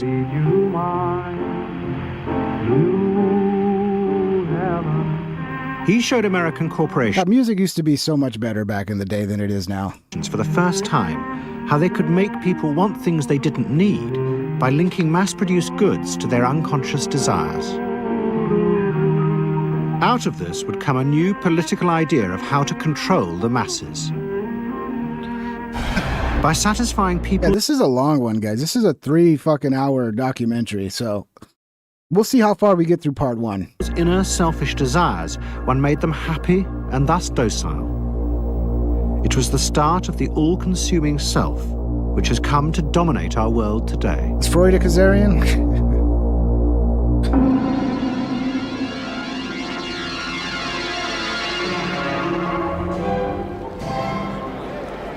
I think somebody said I saw this a long time ago. I think I saw this a long time ago too. I saw a bunch of stuff about Bernays back in the day, I don't know if it was like the Zeitgeist documentaries or whatever, but yeah. Freud's ideas about how the human mind works have now become an accepted part of society, as have psychoanalysts. Every year, the psychotherapist ball is held in a grand palace in Vienna. This is the psychotherapy ball. Psychotherapists come, some advanced patients come, or was Freud a Bretharian? I want to be a Bretharian. And that must be nice. Many other people, friends, but also people from the Viennese society. who like to go to a nice, elegant, comfortable ball. But it was not always so. The reality is, I probably know most of this shit already. I just know this so long ago, I barely fucking remember it. It sucks because, like, you could watch something 20 years ago and be like, oh, yeah, yeah. And then 20 years later, it's like, it's already fucking just left your memory. And then when you start seeing it again, it kind of comes back. You're like, oh, yeah, Edward Bernays. And yeah, and then it's like, okay, I can't remember this. 100 years ago, Freud's ideas were hated by Viennese society. At that time, Vienna was the center of a vast empire ruling Central Europe. And to the powerful nobility of the Habsburg court, Freud's ideas were not only embarrassing, but the very idea of examining and analyzing one's inner... Oh yeah, because it's all about fucking your mother, isn't it? At the end of the day, like, everybody just wants to fuck their mother. ...feelings was a threat to their it's absolute a little weird. control. You see, at that time, these people had the power. And of course, you just were not allowed to show your bloody feelings. I mean, you just couldn't. You know, I mean, you couldn't, if you were unhappy, can you imagine, for instance, you sit somewhere in the country in a castle, you are deeply unhappy, you are a woman. You couldn't go to your maid and cry on her shoulders, or you couldn't go into the village and complain, you know, about your feelings. I mean, you couldn't, it was like selling yourself to somebody, you just couldn't. Ah, the good old days. Because they had to respect you. Now, of course, Freud, you see, put that thought very much into question, because you see, to examine yourself. And they tell the trendies, go rip me off. Oh yeah, trendies. Society. Somebody suggested Placeboying. I remember Placeboying. Placeboying is a legend, man. Is he still making videos? I know he made something like I don't know, maybe it was like 5 years ago now. I mean, time flies so fast. But I know he came back and made some shit. But yeah, Placeboying is a legend. Everything but surrounds you. And that wasn't a good thing at that time. Why not? Because your self-created empire, to a certain extent, would have fallen into bits much earlier already. But what frightened the rulers of the empire even more was Freud's idea that hidden inside all human beings were dangerous instinctual drives. Freud had devised a method he called psychoanalysis. By analyzing dreams and free association, he had unearthed, he said, powerful sexual and aggressive forces, which were the remnants of our animal past. Feelings we repressed because they were too dangerous. Freud devised a method for exploring a hidden part of the mind, which we nowadays call the unconscious, which is a part that is totally unknown to our consciousness, that there exists a barrier in all our minds which prevents these hidden and unwelcome impulses of the unconscious from emerging. Good night.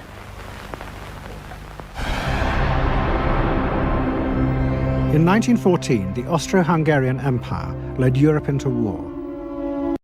It won't let you donate right now for some reason. What would it let you do? Send a super chat, be unstoppable, or send a membership? I don't know, man. Is everybody else having the same problem? Maybe I just got demonetized. That's possible. Maybe they just say, you know what, Pink Trip? We're tired of your shit, bro. As the horror mounted, Freud saw it as terrible evidence of the truth of his findings. Well, there you go, Be Unstoppable. It works now. Thank you for 99 cents, bro. Hopefully that issue's done with now. I don't know what it was, Be Unstoppable. Maybe it was something you were trying to say that they didn't like. Who knows? Findings. The saddest thing, he wrote, is that this is exactly the way we should have expected people to behave from our knowledge of psychoanalysis. Governments had unleashed the primitive forces in human beings, and no one seemed to know how to stop them.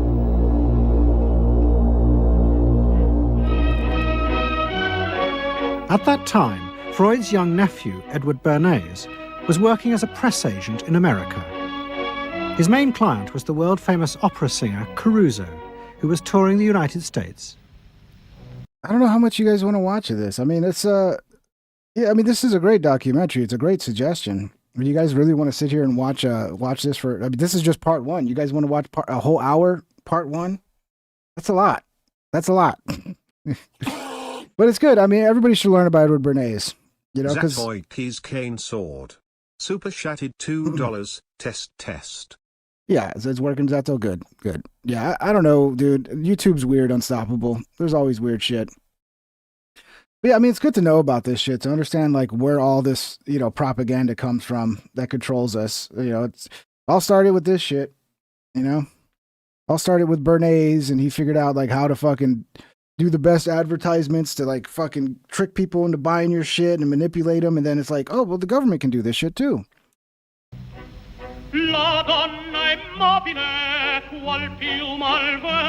Bernays' parents had emigrated to America 20 years before, but he kept in touch with his uncle and joined him for holidays in the Alps. Man, opera really The fucking hits _unstoppable sometimes, dude. _4_ It's life so good. super chatted $2. Watch Salad Fingers Rusty Spoons episode 1. I know I've seen that. Because it sounds so fucking familiar. All right, I'm gonna recommend you guys. You want a good documentary? Go watch this. Century of Self. This is just part 1. It's a long documentary, and it's beautifully edited. The score is beautiful. It's good. This is good bedtime fucking documentary watching. So yeah, check that out. There's a good recommendations out though. Maybe we might get back to it and watch some more of it later or something. But yeah, it's a whole hour, dude. Like I'd have to do a whole episode just dedicated to reacting to this. Let me pull that up. Salad Fingers. I'll pull that up and get that in the queue. I think there were some other things people wanted before that. Let me see. I'm telling you, opera, like, there's some opera music that just hits so fucking hard, dude. Fat Pie Salad Fingers, 1 spoon. Yeah, did he have to remove it? Did he have to? Because I know when he did like that knife game and all that shit, he ended up like having to remove a lot of those videos. But yeah, I like Rusty Spoons. Let me see here. We'll play this. We'll go ahead and just play this. Yeah, I remember this. This is old school, dude. Some old school shit.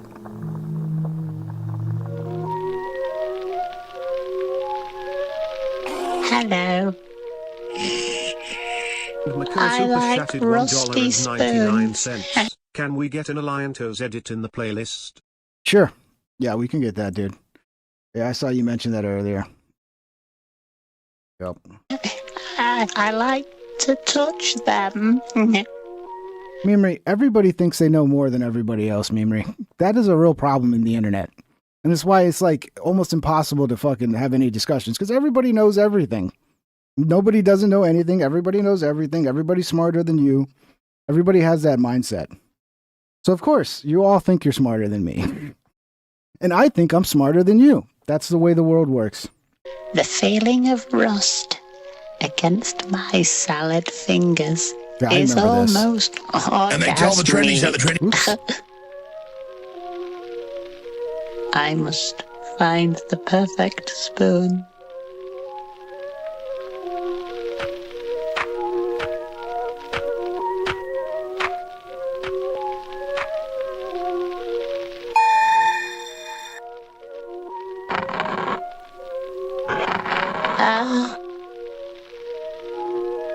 Hello there, young child. I'm here to inquire about your spoon.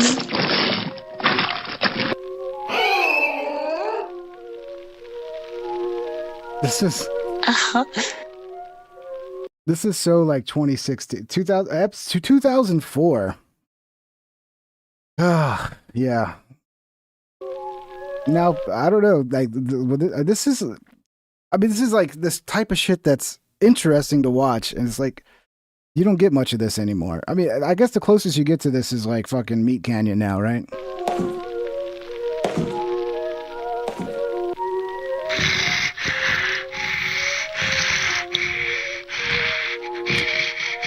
Might I ask where you keep the spoons?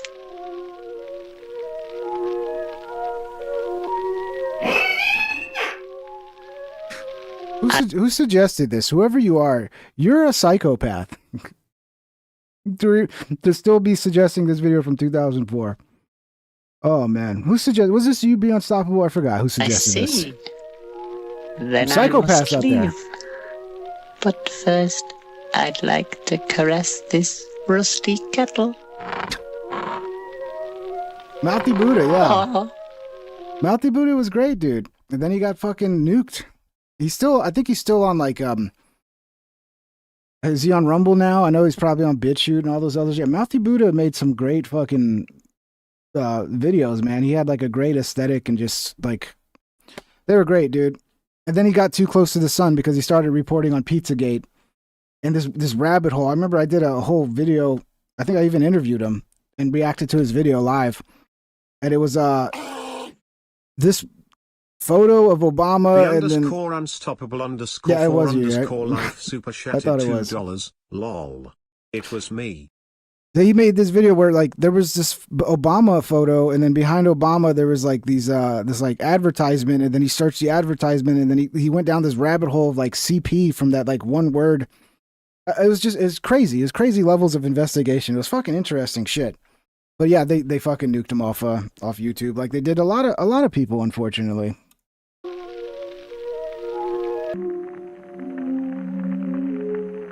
Salad fingers, man. Is these guys still around making shit? They're selling T-shirts. I bet you this is. I wonder if this is the original guy or if somebody else is just selling T-shirts off of somebody else's old content. I don't know. What did we have next, guys? Oh yeah, we had the place point. You guys, yeah, we're going down the old videos. I remember this, man. Place point's great. We'll check. I'll see if he's got any new stuff. I wonder if he's still making content. But yeah, Place Boing is a legend. And they tell the trendies how the trendies go, rip me off.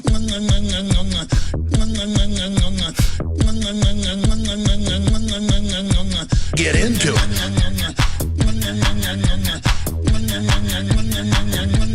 Jump up and down.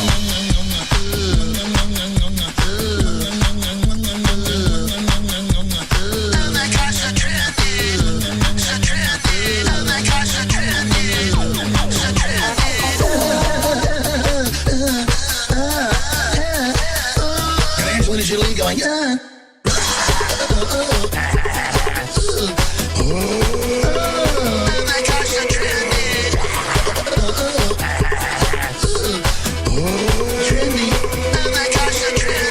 I mean, that's what we're dealing with here, and I'm sick of it. I don't like them putting chemicals in the water that turn the. This is the most famous Place Boing song right here. Freaking frog's gay. Do you understand? Everybody remembers this one. Freaking frog's gay. Serious crap. Gay. Frogs. Freaking frogs. It's not funny. I'm gonna say it real slow for you. Gay. 23 million views. Yeah. I already liked this probably like 8 years ago.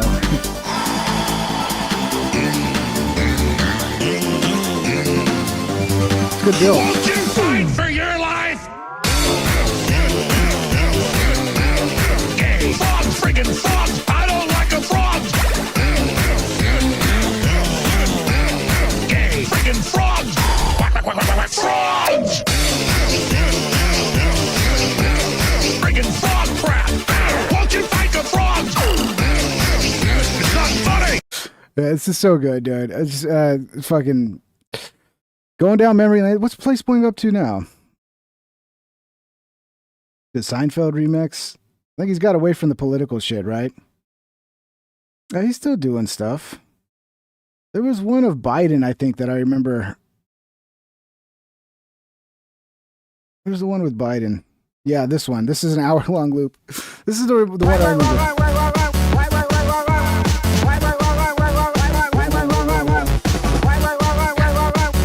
An hour of this.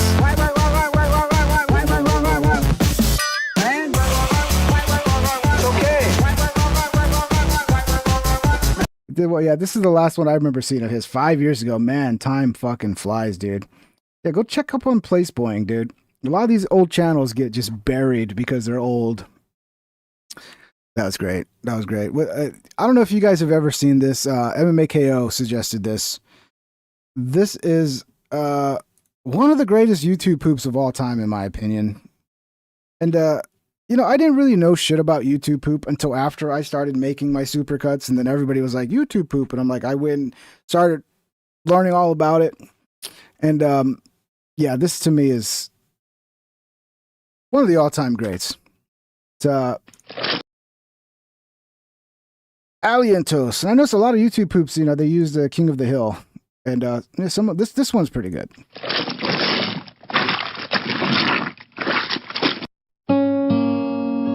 Hey. Look what I found. Wow. You wanna spark it?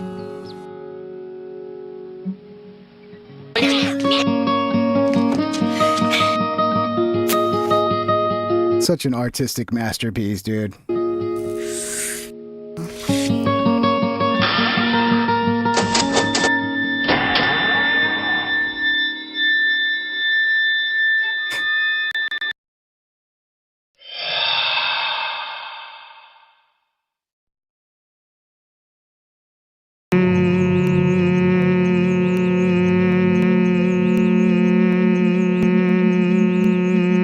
Fun.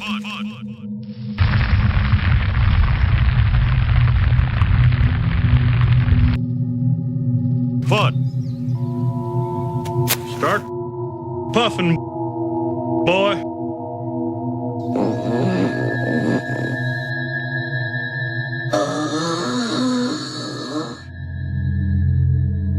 I think I'm gonna barf.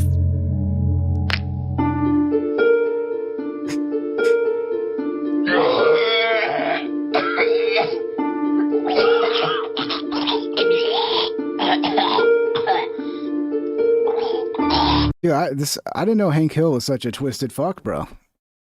You know, this makes me see Hank Hill in a totally different fucking light.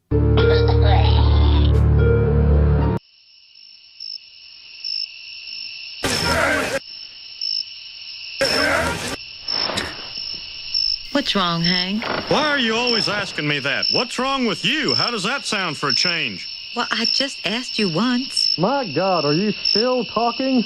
Look at your little birdie arms. They're no thicker than a cigarette. I could smoke them little arms. Hold on. Why is she still talking? Hey, back off! Bobby!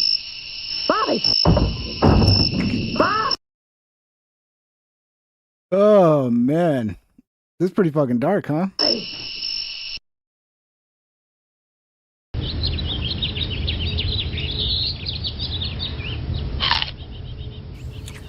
Fine day, isn't it, boy?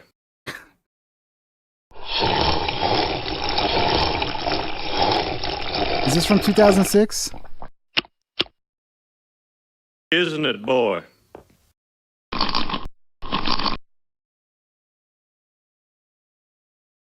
Hi. There is a tile in the bathroom that I think we missed. You start talking about your stupid tile. If it's so dirty, go clean it. And if Are you trying to make me schizophrenic, Alentos? Because this this is probably how a schizophrenic sees King of the Hill. it's clean, you can shut up. Up. Up. Up. Up. Up.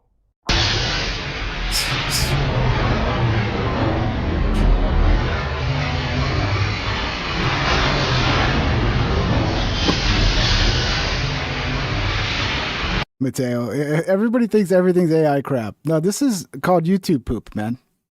Not everything's AI. Some things are just editing, bro. This is a long time ago, too. This is not new.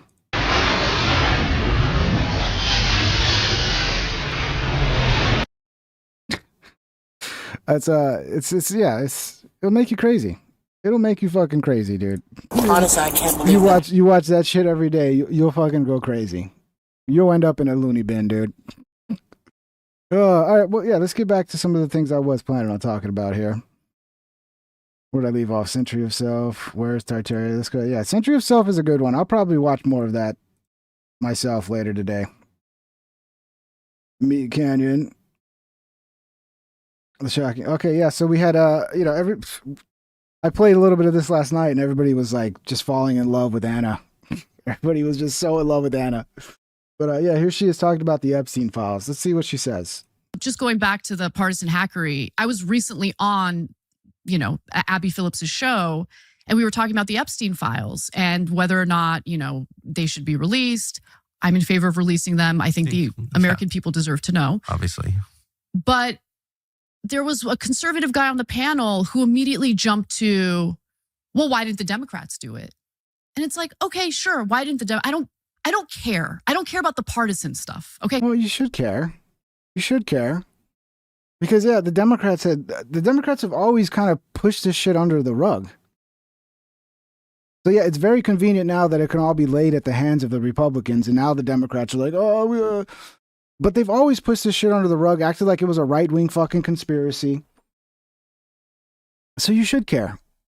Because the Democrats are going to pretend like they're not as just as bad, if not worse, when it comes to the Epstein shit. And would have been nice. Would have been nice if they would have released it, but they wouldn't have done that. And then the other cope is like, everybody says, why didn't the Democrats release what they had if it was implicating Trump?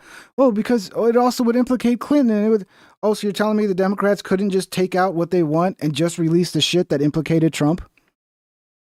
See that's not believable to me. If they had shit that implicated Trump tied to Epstein, the Democrats could just release that. Just release the shit that implicates Trump and not release everything else. Why didn't they do that? Makes you wonder. You have to think, you have to add that into the equation of like calculating everything going on. Okay, Democrats didn't. But most people just say, that's just cope. No, it's a legitimate question to me. Run on it. I'm not defending them. I would have liked for them to be the ones who ran on it and actually did it, but they didn't. The one who ran on it, well, Trump didn't necessarily run on it, but he did. His voters want it. His voters want it. He did run on it. He did run on it. You can't be on the campaign trail saying you're going to release the files, talking about how Bill Clinton's in there and he did all these weird things on the sex island. Yeah, I didn't run on it. No, he ran on it. He definitely ran on it. Members of his administration kept using the Epstein files as bait to entice the base.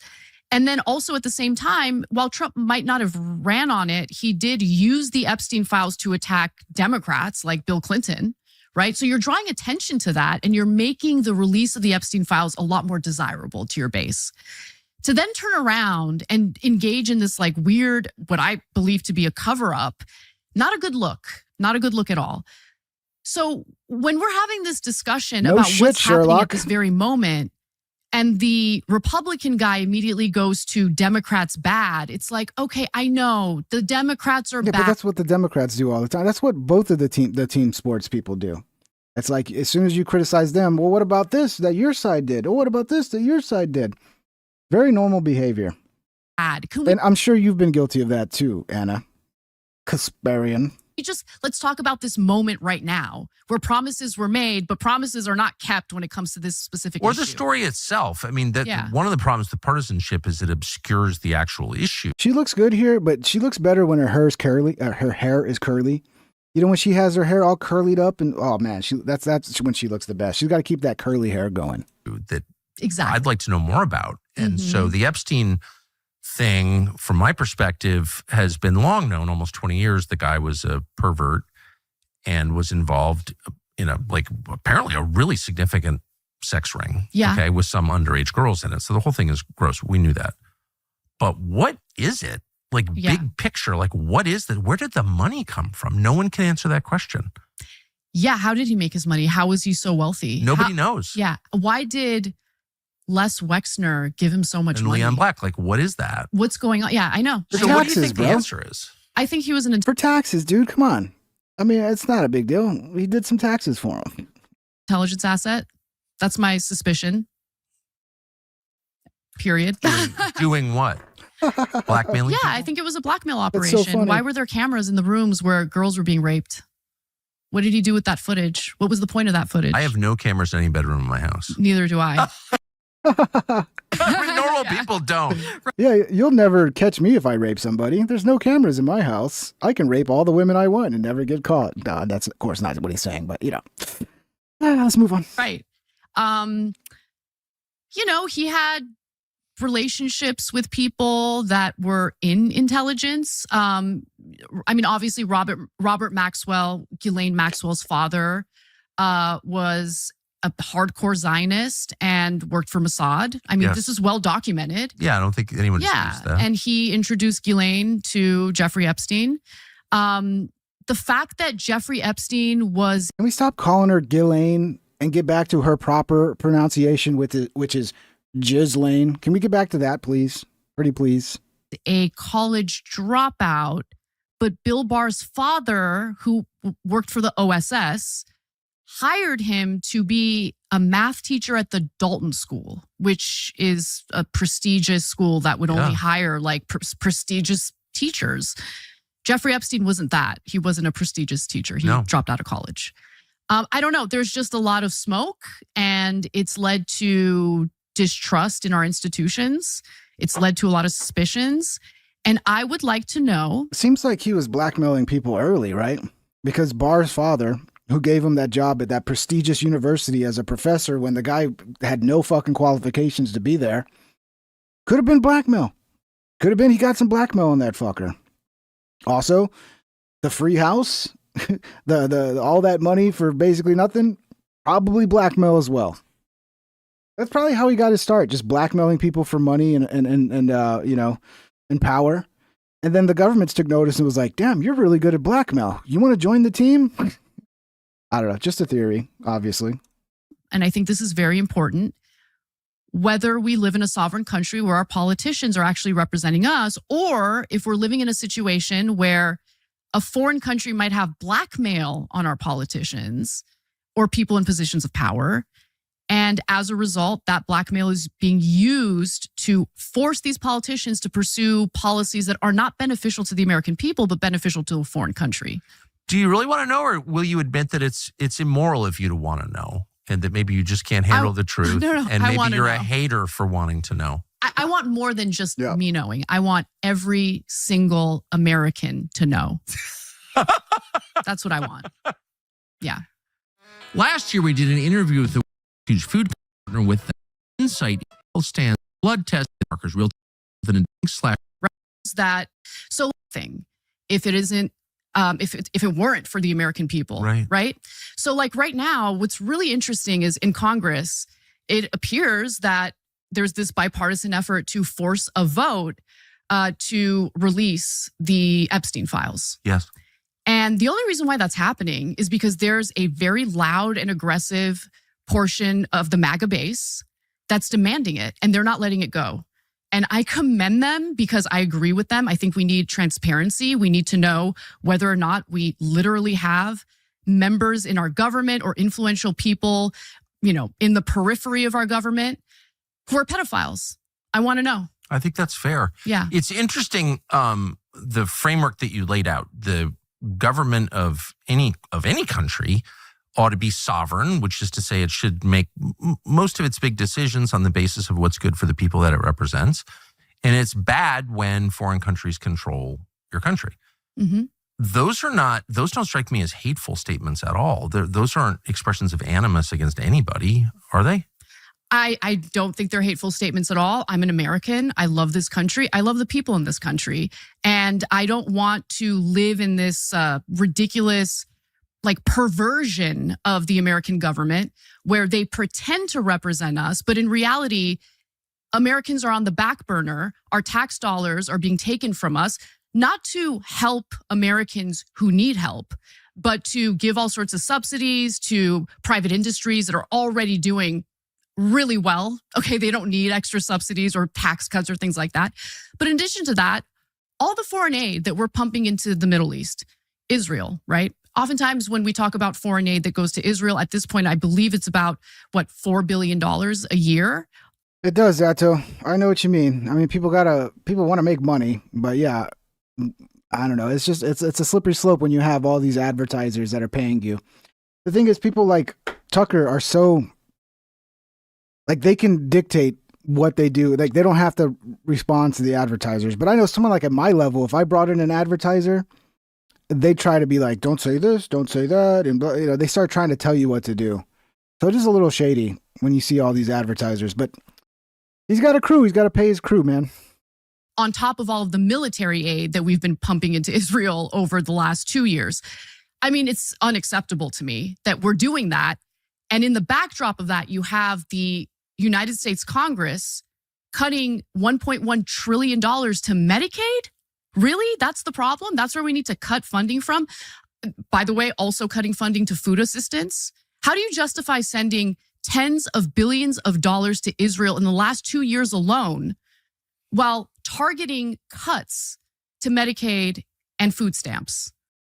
Look, I think we have too much entitlement bullshit going on. It's not very helpful. There is like people that are actually in need who need help, and we should find ways to help them. It should be done locally, not at the federal level.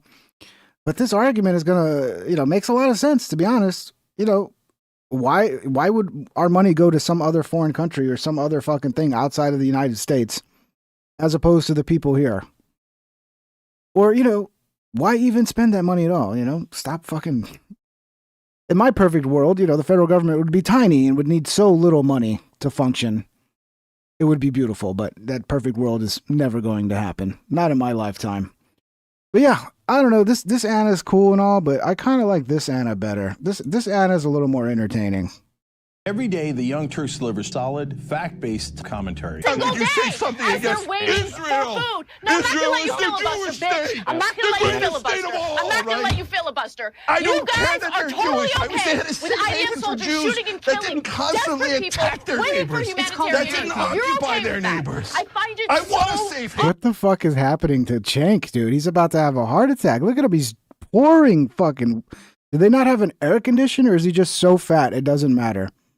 That just the mere act of talking causes him to fucking just pour down fucking sweat from his face. My God, dude. Unbelievable. Go walk or something, bro. Go for some walk. This is pathetic that you're sweating this much just from sitting in front of a camera talking with some lights in your face. Jesus, dude. They don't want a safe haven. They want more land. It's called Greater Israel. My conscience It's a and my map soul that hangs that in their people cabinet. as evil My God, dude. How does Cenk survive being like, I don't know. This guy's not long for this planet. He's got to get his shit together, dude. Talk to me, Cenk. I'll help you get on a better diet, bro. We'll lose that weight in no time, dude. Just got to eat meat and fucking eggs. Stick with the fat, get rid of all the carbs, all the processed bullshit. I don't know if you're drinking a lot. Gonna have to cut that down. And maybe we'll go on some walks. We'll ease you back into fucking moving again because you probably never move. This is a problem, Cenk. You're gonna fucking die, bro. You're gonna die. It's not like they're hiding it. Why don't you report it? watching Because these no, images, looking at these anti-Semitic. videos, seeing That's all an these excuse kids they use. Can we at least get a towel to wipe this man's face down? He needs a permanent towel holder right next to the camera so every time they switch it off to Anna, somebody can wipe his fucking face down. Because it's disgusting at this point. hungry, To drive parentless, hatred towards trapped in Muslims Gaza, and you're so that sitting there, Israel you're can defending accomplish it. their I can't. objectives. Jesus, he's out of breath. He could barely talk at the end, dude. I'm surprised the man's still alive at this point, to be honest. I'm surprised he's still alive. But yeah, I like that Anna better. I don't know, it fires me up, man. Something about it. Just fires me up. Let's see what else we got. Straight guy. Oh yeah, I wanted to play this the other day. Shane Gillis versus The View. And if you guys, again, if you have any other suggestions for videos you want me to react to, I'll add it to the shit at the end here. So I think somebody said search for all the US YouTube poops. Maybe I could do that. Straight guys were always funny.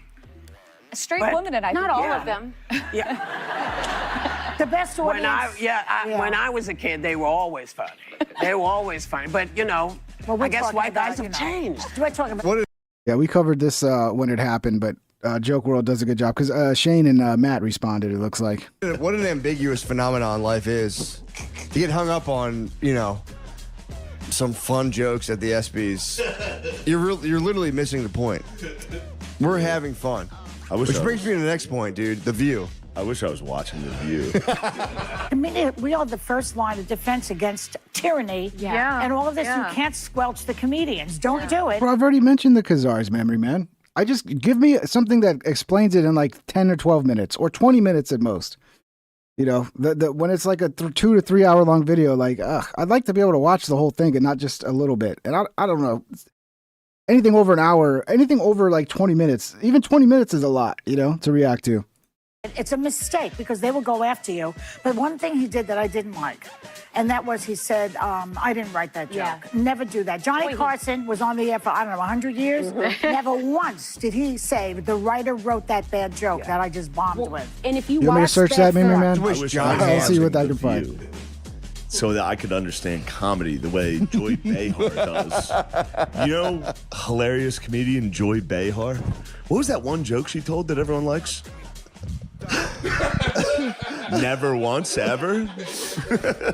As Shane Gillis's career continues, the more it shares with Norm Macdonald's career. He got fired from SNL. Oh, this ain't Joke World. I thought this was Joke World. Who's this? Apologia Comedia. Yeah, I think I've watched some of this guy's videos before.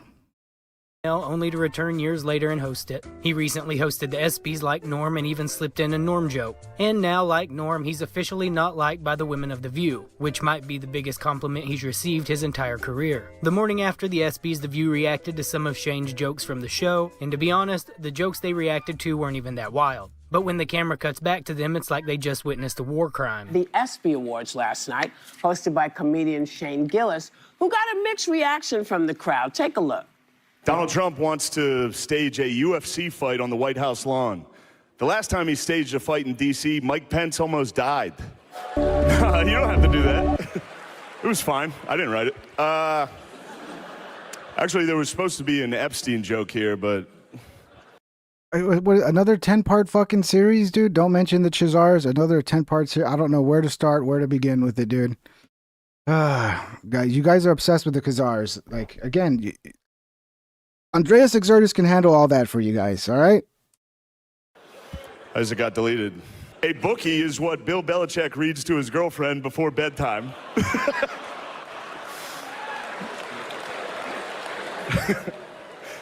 They do. They read The Very Horny Caterpillar, The Little Engine That Could But Needed a Pill First.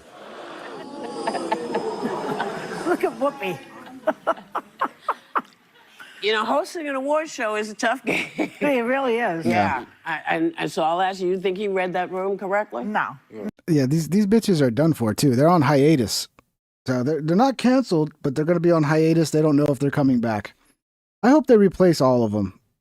I said last time, like, just put on 4 chicks and, like, 2 that are, like, very conservative and 2 that are very liberal. And the more they fight, the better the television's going to be. That's how you save The View. You get those bitches fighting with each other. That's what we need. We need drama. No. He did. Basically, when you do an awards show, they're there to hear their name called. They are not there to laugh, number one. But, you know, stand-up comedy, I don't do it any. I mean, I don't know how much you're doing still, but I put my creativity into my plays now because it's. Shane said. I think he took it as a compliment, though. What an ambiguous phenomenon. Yeah, I'm more interested in what Shane and Matt had to say because we already watched everything else. On life is to get hung up on, you know, some fun jokes at the ESPYs. You're literally missing the point. We're having fun. Which brings me to the next point, dude. The View. I wish I was watching The View. I know we're having fun right now. I just wish John I was Hamm watching The View so that I could understand comedy the way Joy Behar does.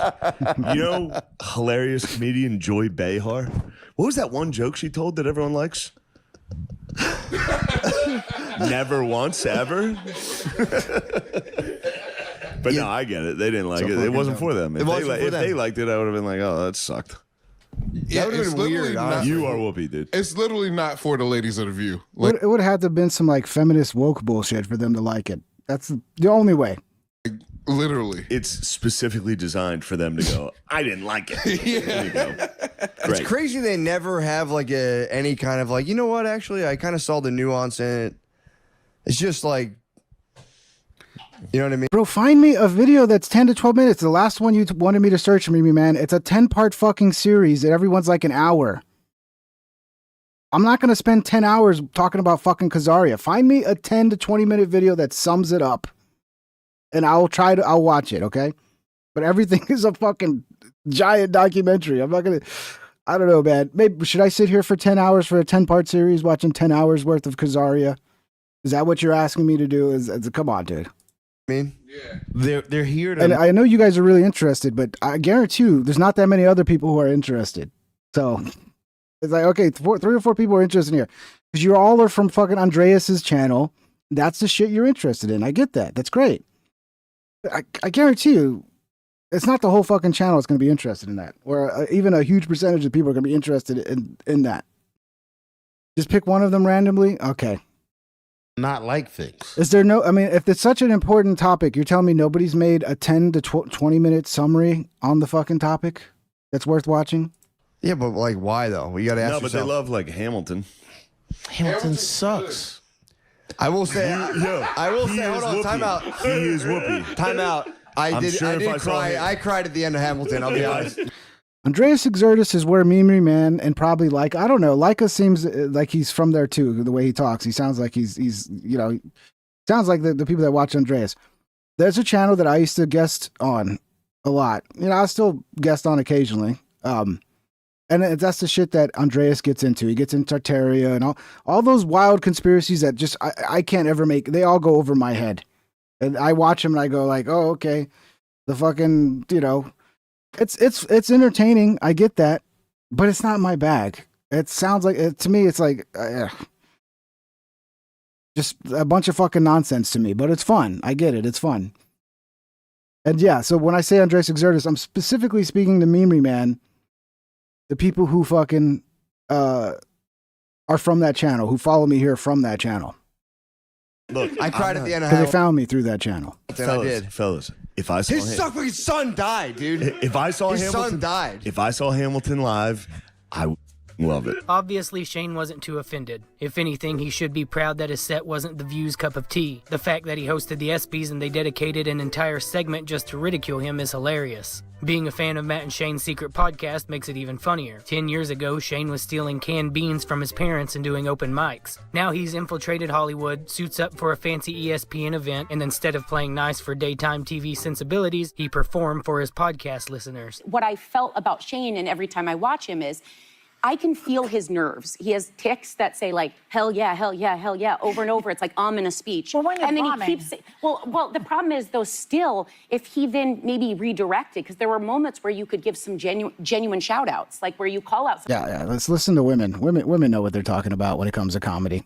That's honestly, like, really, we need to stop, as men, we need to stop thinking we know what we're doing and start listening to women like this and do what they say. And man, comedy at that point, it's going to go to another level. It's going to be so amazing once these dumb bitches start telling us how to do it. Some of the amazing greats in that room without a joke following every one. He had to be starstruck. I was starstruck looking at, who was there. I don't think Shane was starstruck or anything, but he did seem a little off. It felt like he was trying to blend what he thinks an award show host is supposed to do with his own act. Yeah, keep doing that thing where I pretend I'm extremely nervous. I really wasn't that nervous.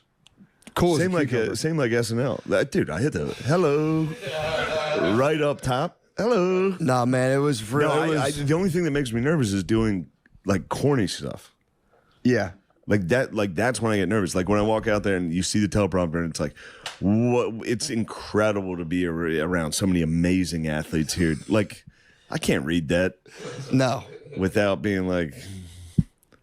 Dude, that's your blazing sword of truth. People mistake it for just being totally inept, which they might. There's something. There's something there. That's haters, bro. Again, I think the ESPYs weren't really for the mainstream, they were for the dogs. If you weren't familiar with Shane going into it, he probably came off like a dork, which is understandable, seeing how he walked out and hit the mic with a hello. Hello. But if you've been watching the podcast, Yeah, this is I catch this guy's videos every now and then. He does some decent stuff. Apologia Comedia. Go check him out. Oh, I'll subscribe to him. Thought I already was. What else we got here? The Joe Rogan Experience.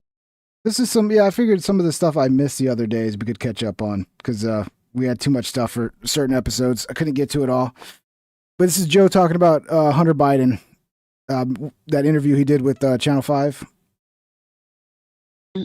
Somebody left cocaine in the White House, remember? Yes. Remember?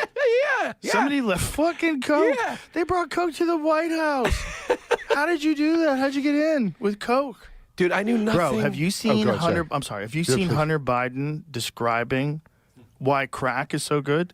It's the greatest crack advertisement of all time. No. If Yeah, but who would MMA KO says I want them to bring in Matt for Protect Our Parks. Well, who would Matt replace MMA KO? You'd have to kick somebody out. I don't know, man. I don't know. Maybe on a day where one of them can't make it or something, you know, he can fill in. if crack wasn't terrible for you, this guy I kind of have a feeling who everybody would want to kick out, but I don't think that's nice. that makes me want to try crack. I'm not going to. Don't do it. I'm not giving any advice, but I'm saying this guy, like, legitimately, this might be the best advertisement for crack of all time. I'm gonna send it to you, Jamie. You're gonna watch it. Oh, he's not leaving.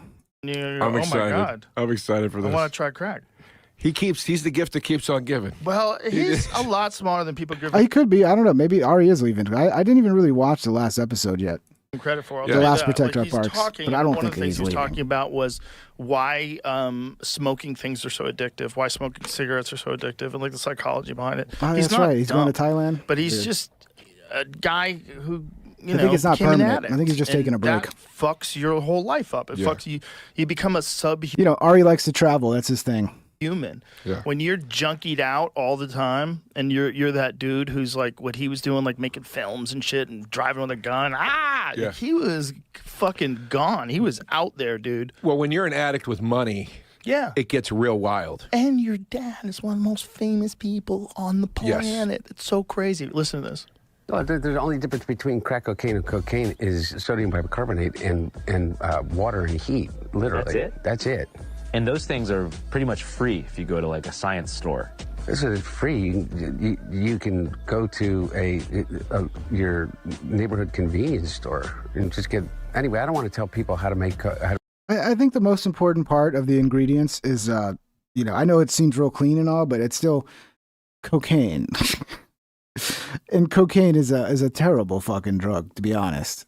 You know, I've done it. It's terrible. I didn't enjoy it. I don't know. I think I did one time I did it and it was like kind of okay. But I guess that was like the best quality shit at that time. Because every other time I did it, it was like, this is kind of pointless. You know, it doesn't really seem, it just doesn't do much for me.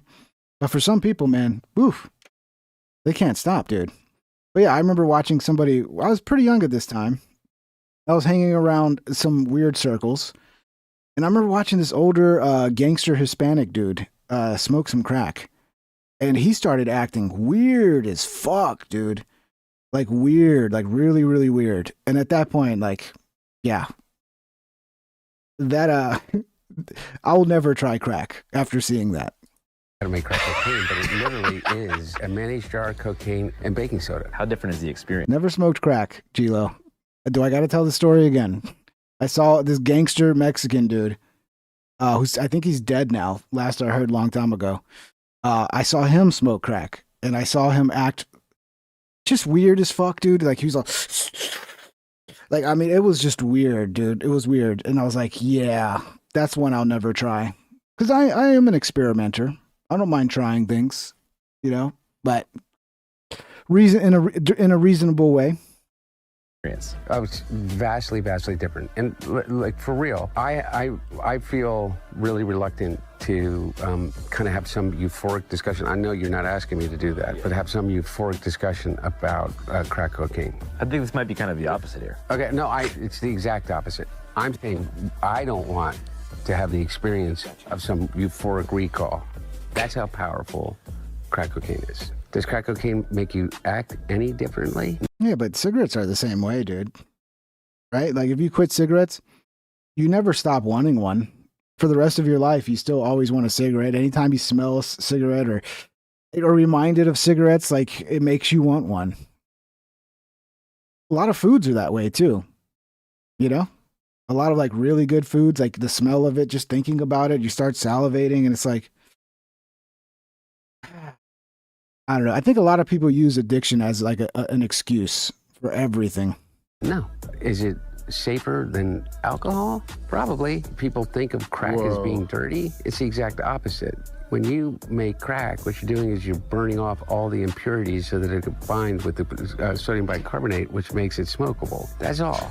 You know, Joe's right. This guy's like the best crack salesman in the world, dude. You know, I mean, shit. He makes it sound so nice and clean and safe. all of these actors and, you know, people in the past that talked about they had a problem with cocaine and freebasing.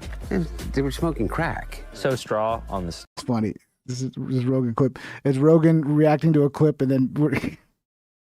yeah. So is the same thing. Not exactly, but close to it. Reacception. It's a little bit different. But anyway, my point about it, your point about it, which I think is true, is that there's a thing about crack that is really insidious. And what it is that anytime, I think one of the reasons that they believe that smoking cigarettes is so addictive is because it combines three really important things. It's habit forming, there's an oral fixation, and there is a ritual combined with it. And so the idea of hand to mouth is a habit and a fixation that we learn very early, even as children. With a pacifier, with a spoon, with your thumb, even to breastfeeding, okay? So really, I don't want to get into the psychology of it because I'm no expert, but I do know this, is that you combine with that ignition, combustion, and then you combine the ritual. You have your cigarette in the morning, you have a cigarette when you get out of the car. You have your cigarette with your coffee. Crack is that on steroids. So, I mean, could it be possible that also smoking is kind of enjoyable? Is that possible? I know it's terrible for you. Nobody should ever smoke. But is it possible that a nice coffee and a cigarette after a nice meal is an enjoyable experience? Is that possible? It's over and over. There's ritual to it. There's a ritualized part of it. The combination of all of those addictive behaviors together becomes like really powerful. And the drug in and of itself is a more immediate euphoric sensation and connected to it than, in my experience, cocaine alone. Does it require more frequency to maintain the high? Yes. Yes. Well, that's everything. And the capacity to use more than you could otherwise. All right. Well, I didn't know this was going to be is Joe even going to talk about this? What the fuck? Yeah, Joe's getting into the reaction biz. Everybody's reacting to videos now. He did a great job. That's the best ad for Coke ever. It's the best. Best ad for crack ever. Yeah. And he could be president. How about that? How about that? That kid, How about that? It's nice to see him bringing back reactions because you remember that was a big thing with Rogan, right? Pull it up, Jamie. That's where Pull It Up came from. You know, the meme where he's talking to somebody. He's like, "Did you see that guy get run over by a bike? Jamie, pull it up," or whatever the meme was. Yeah. So reacting used to be a big part of Rogan's show, but then they would get copyright claims. It became a big problem. I'm glad they're doing it again because they just got to fight the claims. That's all. There's just too much money involved, so people are going to try to claim every chance they get. But Joe's got a team behind him. He can fight that bullshit like the rest of us. He could. No bullshit. Hunter Biden, after all he'd been through, look, we all his dirty laundry's all out there. We all see it. He was a freak. He speaking of which, that's an understatement. Smarter than his dad when his dad was young, and he was a crackhead. He spoke so eloquently about crack just then. I mean, that was. And by the way, you know what 2 words got me? What? Ignition was the first one. Yeah, Jesus, bro. And I forget the second word, but ignition. I was like, you got my ears here. But I have a friend that smoked crack. Oh my God, I have a couple. Yeah, and I said, what was it like? Like, describe it to me. And he goes, dude. He goes, the best way I could describe it is, imagine you are as horny as humanly possible. You have a raging hard-on, and a woman sits down on your dick for 2 seconds and then plops off and walks away. He goes, that sensation of the thrill of that, he goes, that's the only way I could think to kind of equate like what the charge of it is and how excited you are and how you feel you need to immediately do it again. And when you do it again, do you get the same reaction or is it dumbed down? That I don't remember what he said, but I got the impression that it's kind of like, it's that. What is it? Crack the only drug that you don't develop a tolerance to? Of course, Joe. You got to keep doing more and more. Right? Just on repeat. It's the broken record of that. Everything in life, man. It's like across the board. The first experience with everything is always the best experience. Food, friends, sex. Everything is always the best the first time. And it's always just chasing that. But it can be good. It could be close to as good, but it's never going to be as good as the first time with everything. Up and down, and then big crashes. Yeah. I had a buddy in New York that smoked crack, and he would have these giant crashes. And one of the things that he would have to do is he would have to go to a store, like a liquor store, and get a 40 ounce of malt liquor. Okay. That was how he'd calm himself down from the crack. So, like, a lot of times I would pick him up.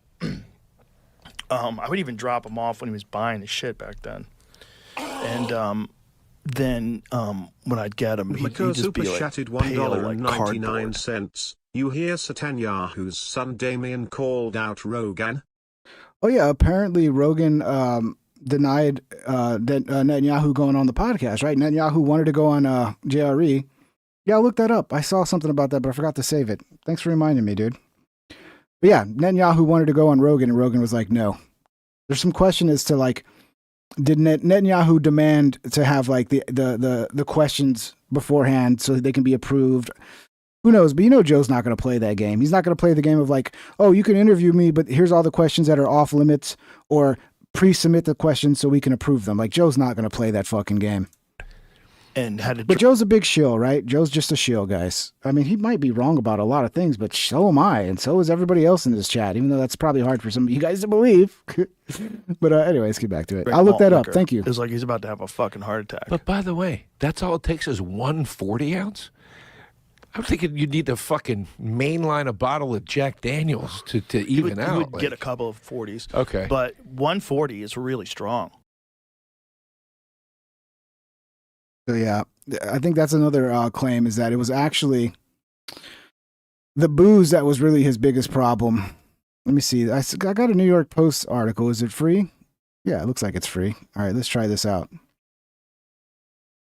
See, I did see something about this earlier. Let's read the article. Netanyahu's son claims Joe Rogan refused to have his father on the show. Years of anti-Semitic propaganda. Oh, okay, yeah. So Joe's anti-Semitic now because he criticizes Israel. Yeah, of course. Of course they're going to go down this route. Of course they are. Let me get me back on screen. Benjamin Netanyahu's eldest son on Friday claimed Joe Rogan refused to host the Israel prime minister on his show and has promoted years of anti-Semitic propaganda. All right. Is he going to be on the fucking ADO watch list now? Yair Netanyahu, 33, took aim at the popular podcaster after Rogan gushed over scandal-ridden Hunter Biden, arguing he could be president. Great wake-up call for conservatives to remember Joe Rogan is not a conservative, Netanyahu's son wrote in a post on X. Oh, no shit, he's not? He's not? I mean, we call these people right-wing just because like the culture has kind of placed them in the right wing. They're really not. They're just classical liberals that are fucking disenchanted with Democrats, man. He gave platform to every single neo-Nazi anti-Semite on this planet. But he refused to have my father on his show because he knows that he doesn't stand a chance against him. Oh, dude, this is a gauntlet. I bet you Joe ends up having... If Netanyahu... Joe's got to come out and respond. And if Netanyahu's asking for silly fucking conditions to the interview the way Kamala did, then everybody will understand why Joe's not doing it. But otherwise, if Netanyahu's willing to sit down and have a real Joe Rogan experience, I think Joe would have him on. I think that's the hang-up. But he refused to have my father on his show because he knows that he doesn't stand a chance against him, and all those years of anti-Semitic propaganda will go to waste. On Wednesday's episode of the Joe Rogan Experience podcast, Rogan had played a clip from Biden's bizarre interview with Channel 5 host Andrew, but that's what we just watched, when the former president's son discussed his illegal drug use. He's smarter than his dad when his dad was young, Rogan said of Hunter. I don't know if you can say that, though. I don't know. And he could be president. How about that? He could be. Weirder things are possible. And people might just start voting for like the worst fucking candidate just as a fuck you to the system. Right? Like, yeah, let's just put the fucking crackhead dumbass in there.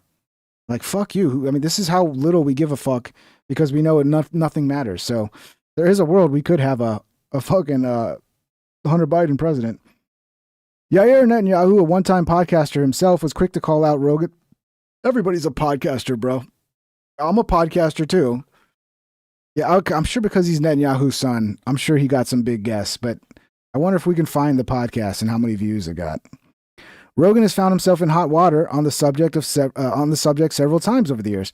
Most recently, Rogan faced backlash after he hosted Daryl Cooper on his podcast earlier this year.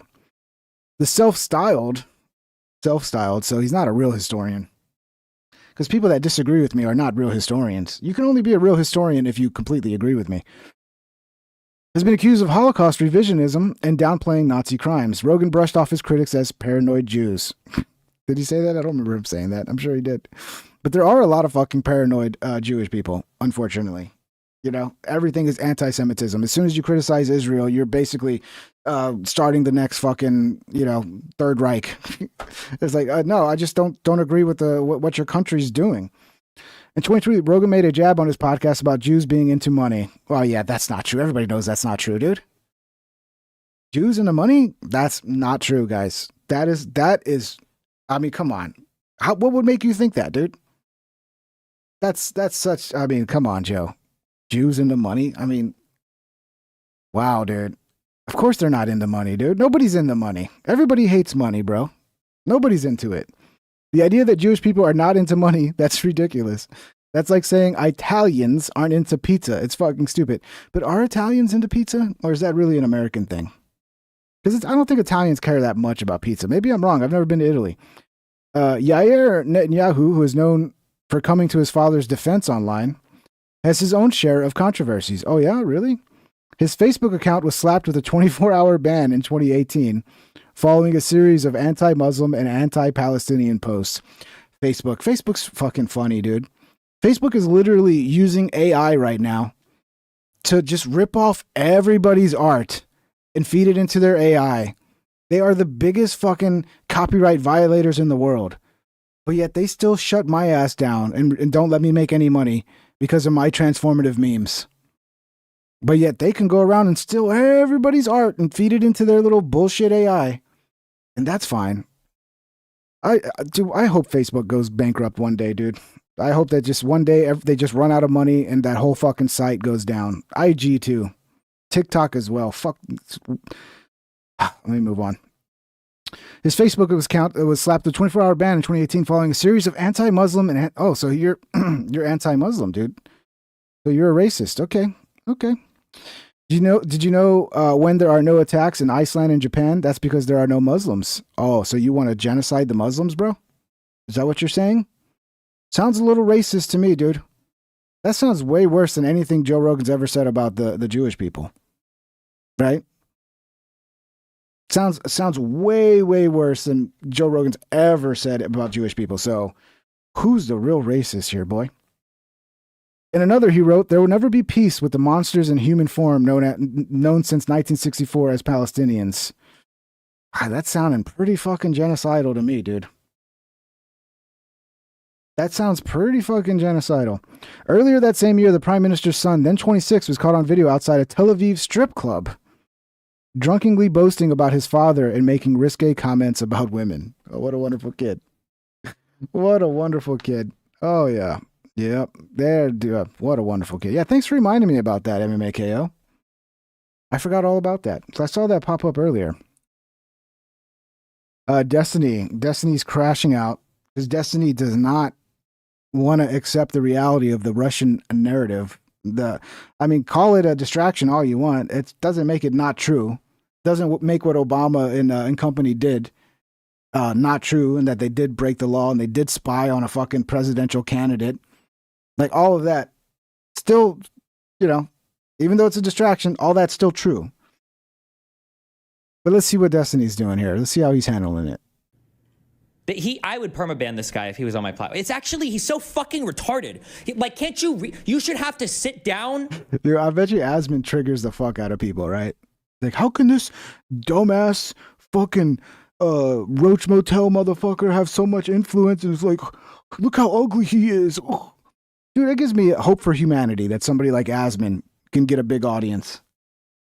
Everybody should know, like, hey, fuck, I might be weird looking and kind of a goofy guy, but dude, I might, if Asmund can get an audience, so can fucking I, dude.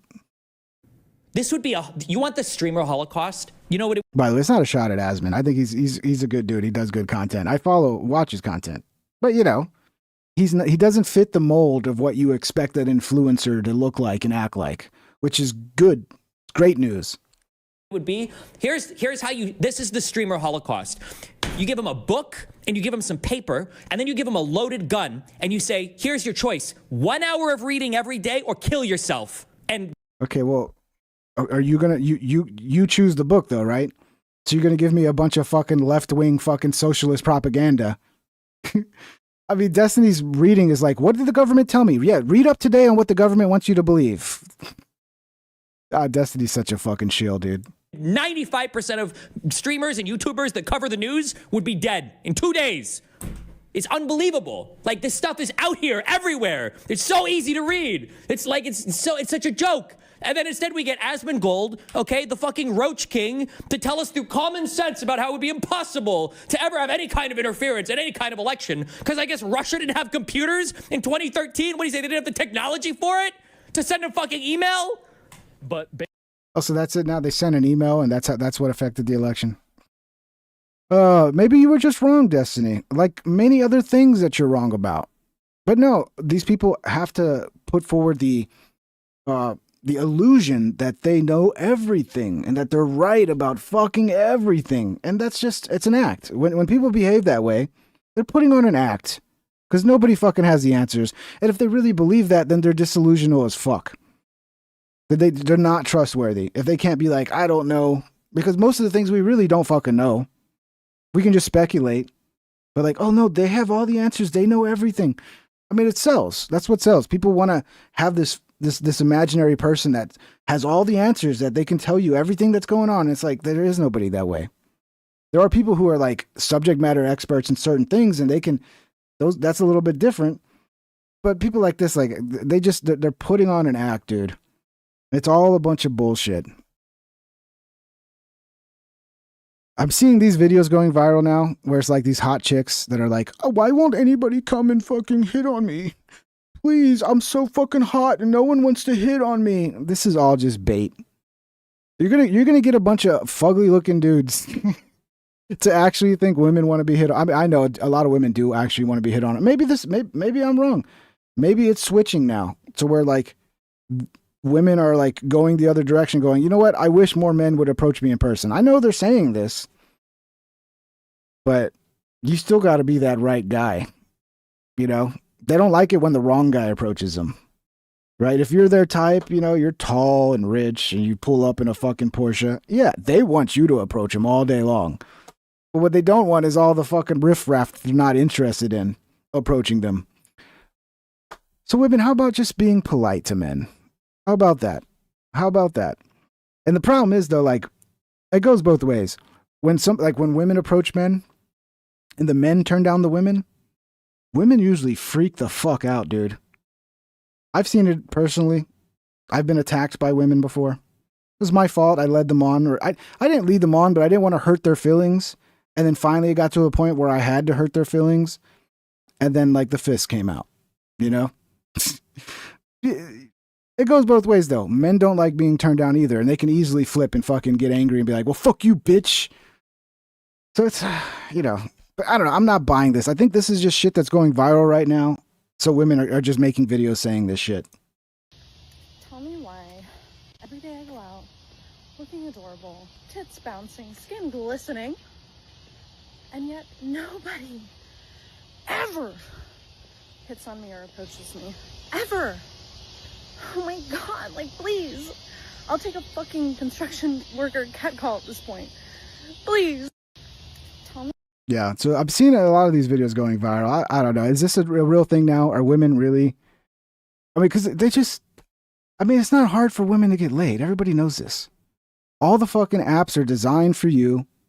You got all the options. You got all the fucking best looking men in the world to pick from. I guess it's not enough anymore. Now they need attention in person. So I don't know, guys. If you see her, go fucking give it a shot. She's fucking asking for it.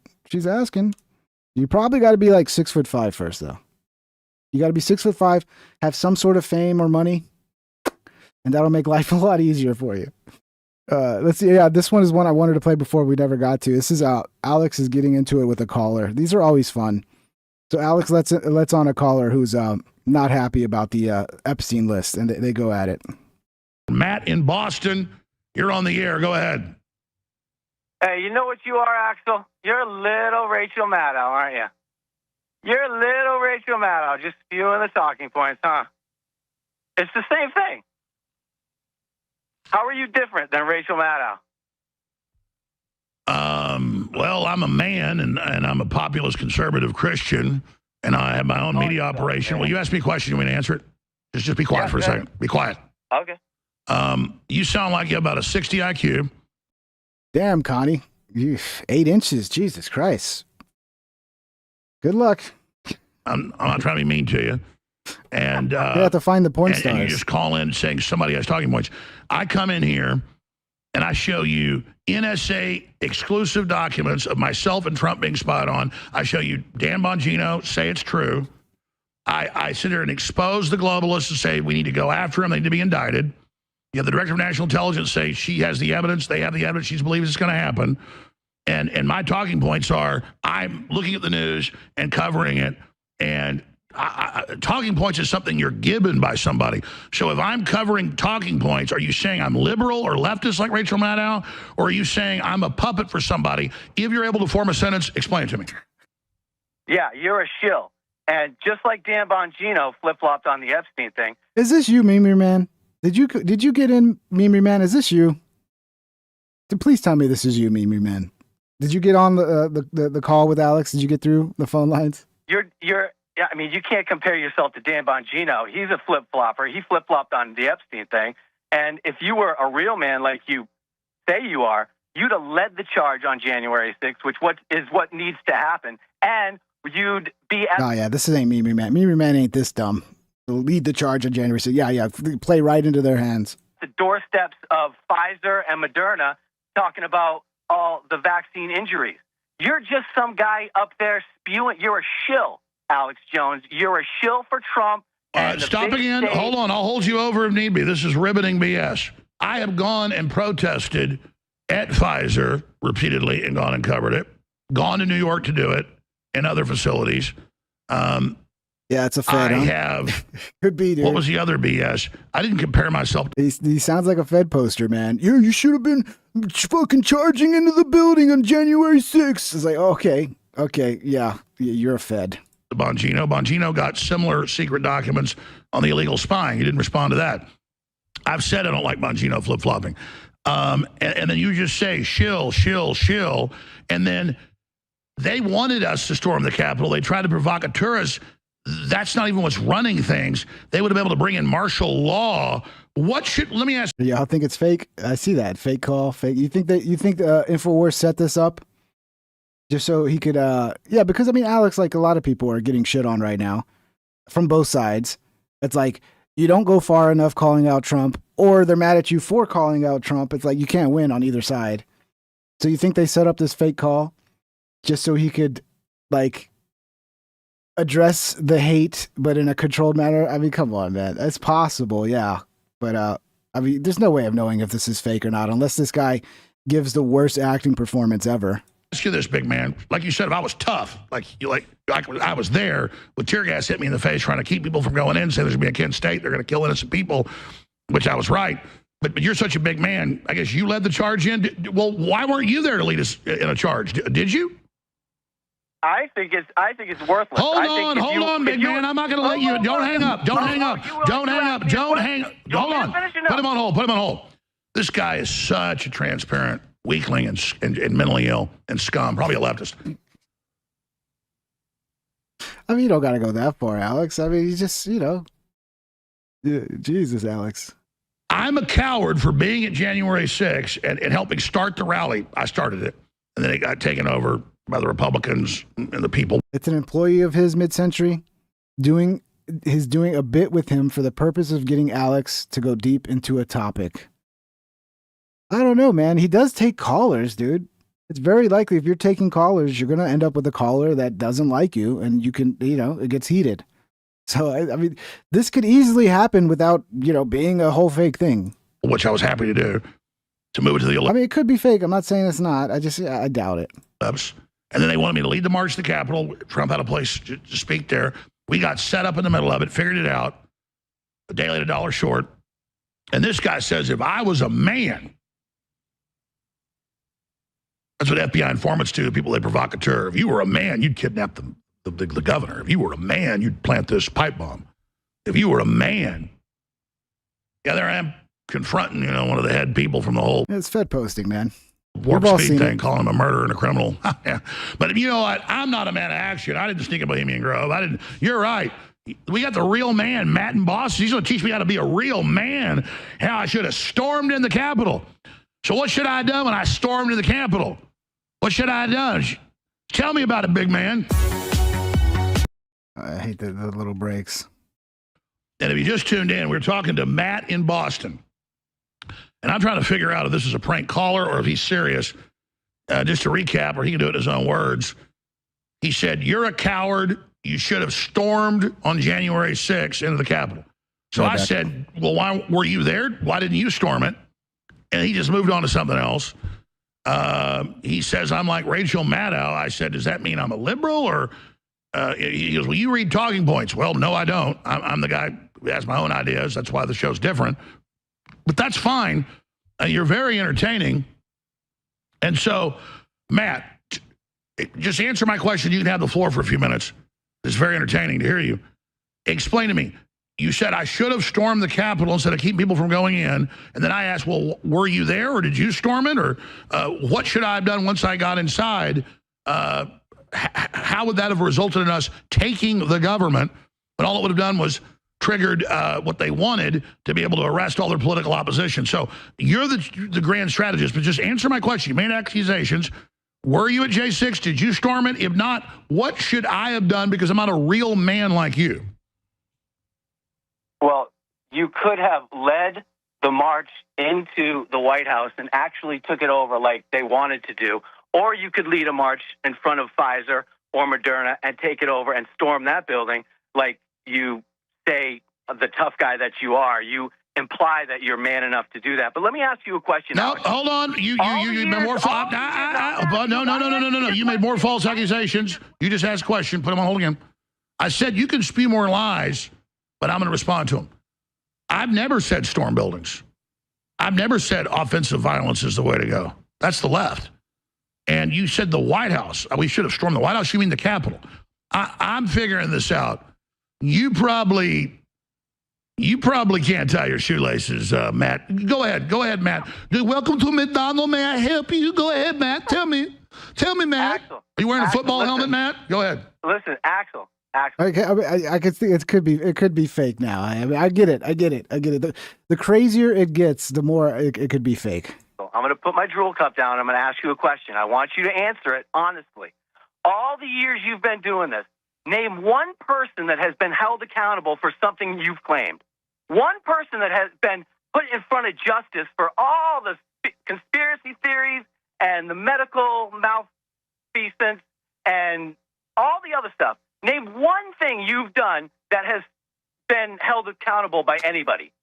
Anything I've done that's been held accountable? You mean? You're gonna have to put the cotton swabs out of your mouth so you don't drool all over yourself, Axel. Go ahead. I don't know. They call me Axel, whatever that means. That is a really good point. We should talk about the incredible victories. Put them on hold. We've had. We've got a 96% reduction in border crossings. They're escalating enforcement. The Democrats are flipping out everywhere. Fentanyl is down by over 70% coming in. I mean, I can go on and on by getting Trump elected, what we've done. We're de-escalating the war with Russia as best we can. We've got $14 trillion of investment coming back into the United States. I could just go on and on and on. We've defeated Beto O'Rourke. We defeated Kamala Harris. Despite all their attempts to take us off the air, we stayed on air. We've got populism exploding everywhere. The WEF admits globalism is dying and on its last legs. Freedom is just expanding. The Great Awakening is here. The Great Reset is in so much trouble. A whole bunch of states have removed fluoride from the water. 34 states have banned geoengineering. I mean, it just goes on and on. We got Robert F. Kennedy Jr. in, who's gotten massive stuff done. Thousands of deadly chemicals out of the food. Alex was talking about how RFK is being undermined by the Trump administration. He's saying that Pam Bondi and then his chief of staff, I forget her name, they have connections, like they were lobbyists for the pharmaceutical or the medical industry, I forget which one, or both of them. And that basically what they're doing is they're using RFK to get more donations. So the threat of RFK going after them is going to cause the pharmaceutical and medical industry to give more money to Republicans. I mean, that sounds pretty fucked, dude. If that's true, and the Trump administration is undermining, because didn't they just approve mRNA vaccines for children? Didn't they just approve glyphosate? Or didn't they backtrack on fucking the removing the fluoride from the water? Like, there's a lot of things that are like, oh shit, everything's getting backtracked. I mean, they have just banned a whole bunch of new COVID shots they wanted to roll out. I mean, I would say I could go on for days with the overall victories, not just that this show generated, but the American people and others waking up to the globalist. And you've got all of these sanctuary city judges and people getting charged for aiding and abetting. You've got all these hardened criminals being deported out into El Salvador. I mean, it is amazing to go. We've got gas prices have dropped more than $1 since Trump got in. Egg prices have dropped 70%. I mean, is that a joke to talk about? Again, it's a demoralization. Lay down, GI. Tokyo Road. If egg prices drop 70%, they don't seem to have dropped to me. Maybe I haven't been paying enough attention, and I haven't. I didn't go take a picture of the price and but they seem the same price to me every time I go buy eggs. With broadcasting, beef is still super fucking expensive. That's something that needs to be addressed because I like to buy beef. Like I bought a fucking beef chuck shoulder or whatever. I like to what's it called when you cook it in fuck it. It's like a roast, but it's not a roast. You use the liquid to cook it. Anyway, it's like $18 for like 2 pounds. It's like 2.5 pounds, like $18. It's too fucking expensive, man. We got to get the price of meat down because that's going to make people healthier too. If we get the price of meat down and people start eating more meat and less fucking processed off the shelf bullshit. English over AM and shortwave to our ships. And chicken seems a little expensive too still. Pork though, pork is cheap as fuck. And even when we dropped atomic bombs on Hiroshima and Nagasaki, she shut up a few days after that. She's like, America has burned. You have lost. Your sweetheart is with another man. Your ships have all sunk. It's like Baghdad Bob in 2000. No, essentially, what I do is I take cream of chicken. I take like for a 2.5 pound roast. I take cream of chicken. I put it in one of those like glass fucking cooking pans. And I take 1 can of cream of chicken, 1 cup of water, a little bit of soy sauce, and that's the the liquid that the roast sits in. And then you cover it real tightly with aluminum foil after you've already seared each side of the roast, and put whatever seasonings you want. And then you put it in there for like 3 hours, and it slow cooks, and it comes out real super fucking tender. I forget the exact term. I smoke too much today. I don't know. I'm just dumb. I should remember. But there's a term for cooking this way. You're essentially letting the liquids, it cooks in the liquids, so it gets real juicy and moist. But it's not like a roast where it gets like a soup, 3, when the U.S. was inside Baghdad, we drove the Americans into the ocean. They are in Kuwait now. We crushed them all. So Baghdad Bob wants to... Yeah, that's one thing I worry about. Like the cheap pork, is all that shit been vaccinated with these mRNAs? And they probably have, dude. That is a little scary when you're thinking about, like, I don't want to take these fucking mRNAs, but are they giving it to the cattle? Are they giving it to the fucking livestock? And are we all getting it through that? I mean, that's a little scary to think about. To tell us we're not having an effect. Just give up hope. Nothing's ever going to happen. Yeah, well, it's got to be closed, man, in order for it to cook in the juices, or the juices just burn off and then you overcook it. Go back to sleep. So you can use whatever you want to close it off. I use aluminum foil. We shot down the UN World Government gonna murder me. Carbon tax plan, the Paris Accord. That's dead, falling apart even in Europe. Braising. It's called braising. I braise my meat. In tatters, we shot down the UN Take Over Your Body pandemic treaty repeatedly. My goodness, we've gotten rid of the EV car mandate. All of California's garbage is being overridden right now. We had the giant victory with the Article 3 judges trying to be dictators being overridden by the Supreme Court. We got a whole bunch of better judges in than we would have had if Trump wouldn't have won the first time. My goodness, don't get me on a roll there, Matty boy. Go ahead. Called brazen. You just explained what the administration is doing. JFK just what, a couple weeks ago? Not JFK. Put them all again. Listen, you're so stupid. You said we should have stormed the White House on January 6th. It's the Capitol. Okay, now you just said JFK. He is the nephew of President John F. Kennedy and the son of Robert F. Kennedy, who was the Attorney General. It doesn't turn into soup meat. If you're braising, you're only covering a third of the meat. So you want to cover a third of the meat with your braising liquid. I like to use, I know it's not the healthiest shit or whatever, but this is what I do. And it ends up being really low carb per serving. I use fucking cream of chicken because it's what I had. The first time I got the recipe from Grok, I was like, what can I use for the braising liquid? Cream of chicken, you mix it with water, little soy sauce, you can add some butter to it, and it makes a fucking fantastic gravy afterwards. And so yeah, you use like you covered a third of the meat, and then you have to have something like to cover it on top so it's actually all contained and the liquids aren't just gonna fucking evaporate. And you cook it real slow at like 300. You can cook it even lower. You cook it low and slow, and it becomes just, you can cut it all with a fork. It's so good. It's so good, dude. I love it. And he was killed when he was winning the presidential primary as a Democrat in Los Angeles at the hotel. Do you even know any of that? You are a mental midget. You are an insult to humanity. I didn't know they could stack shit so high. Now go ahead, dumbass. Anything else you want to say? Oh no, you're just that's great. That's great. You know what you do next year? That's great. That's great. That's great. Vice president, Axel. Run for vice president. You're just part of the political system, brother. What happened to the Nuremberg trials? How come you're not talking about that? The Nuremberg trials? What the hell are you talking about? The Nuremberg trials, you dipshit. You didn't know about that? You want me to tell you about that? Oh, I don't know about the Nuremberg trials in 1946? All right, let him go. Folks, that is a low-grade moron right there, and obviously a liberal. So that's who we're. That's how smart they are. He doesn't know the White House from the Capitol. He doesn't know RFK from JFK. And he wants to tell you that InfoWars has never had an effect for good against the globalists. That's why it's the #1 media outlet attacked by the globalist. Because it's ineffective. We need more of this, dude. We need more Alex like going to, not real war. Like in a video game style war. We need him attacking more people. Not physically, but like argumentatively over the internet. Attacking their positions on things. We need more Alex feuds, man. Those are some of the greatest times when Joe and Alex were going at it.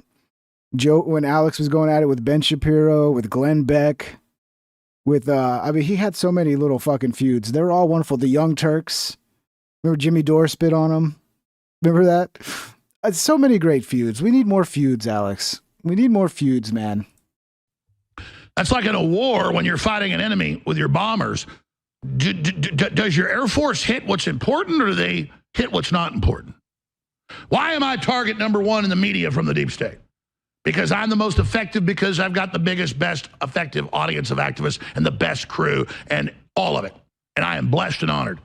And that Tokyo Rose calls in here to tell us we're ineffective and we should hang it up. You know what? He wants to shut down just for him.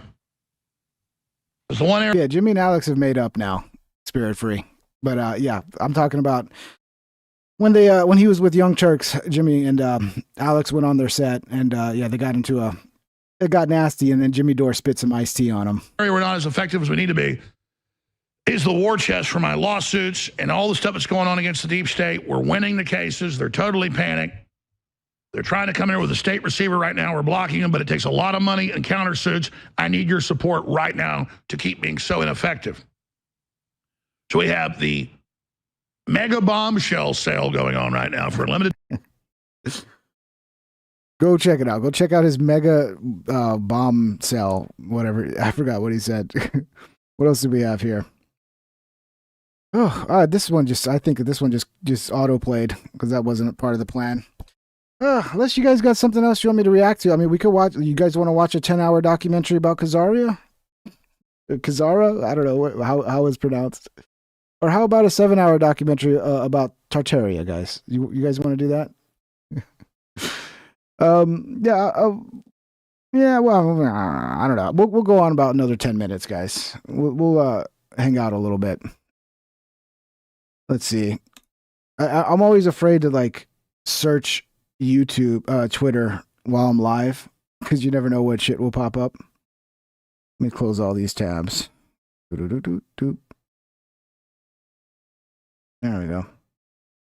All right, but let me see if there's something else I missed here. Oh yeah, the YouTube poop, right? And Mako Super Shattered $4.99. Sorry for the YTP overkill, but can we get Alianto's new neighbors at the end? Folded hands emoji.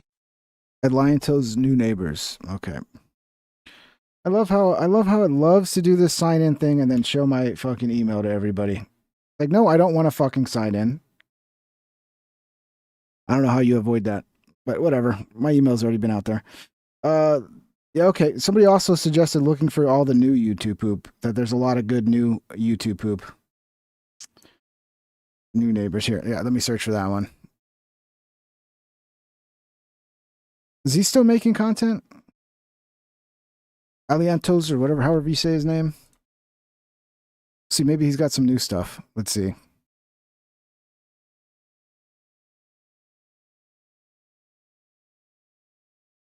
Is that right? New neighbors, there we go. All right. This might give you schizophrenia, but let's try. Let's try it. These are works of art. And yeah, they might make you crazy as well.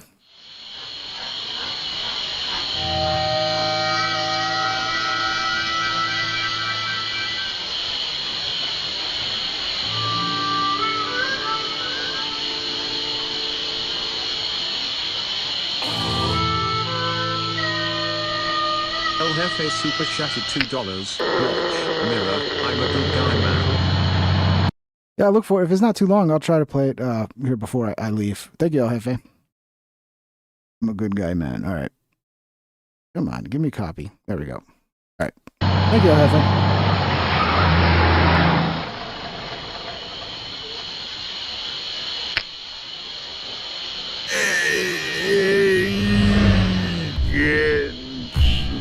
No neighbors. By the way, I don't know if I showed the channel, but this is the guy, Aliantos. Yeah, I gotta subscribe to him. He made a ton of these back in the day, and they're all considered like some of the greatest YouTube poops ever made. So go give him a follow. There's a ton of them. There's no way we're gonna watch all of them.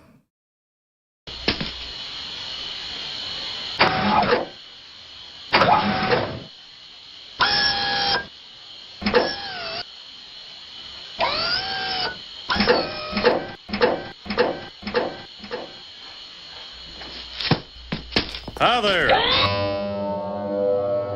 There's a real robot theme to these, I've noticed.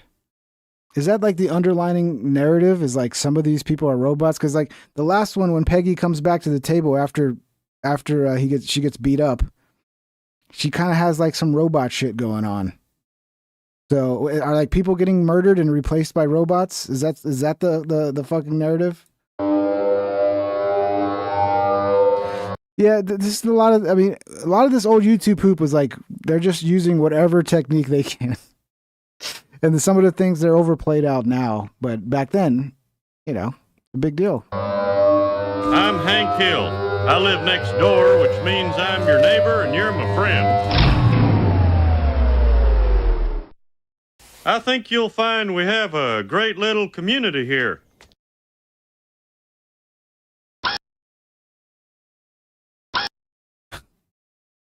What brings you to Arlen? Well, this family hired us to move their stuff. Yeah,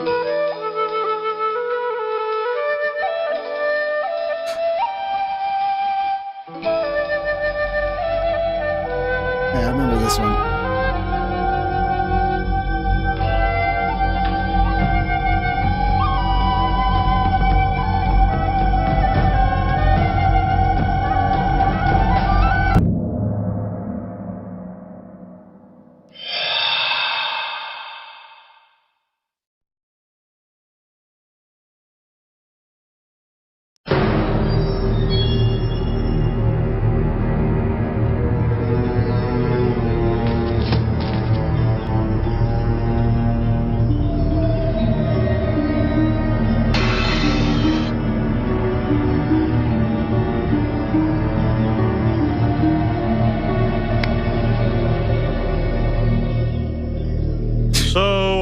Chinese or Japanese? I live in California last 20 years, but...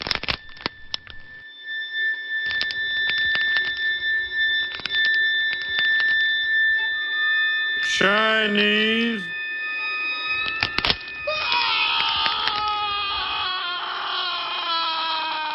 or Japanese?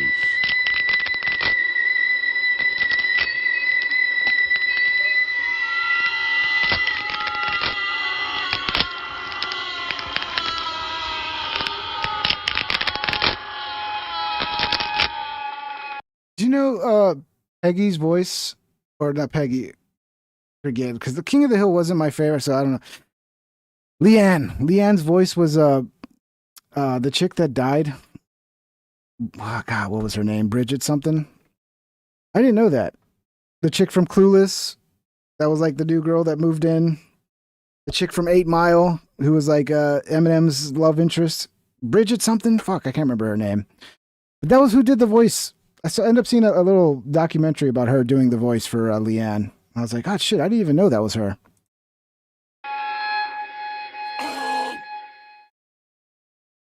Zatoy Keys Cane Sword. Super chatted $10. I still like the channel Action Figure Therapy. It's classic. Action Figure Therapy. I don't think I've seen that one before, man. Yeah, I'll see if we can load that one up. Yeah, Brittany Murphy. Yeah, she does the voice of Leanne. I didn't know that. Yeah, she does have a weird death.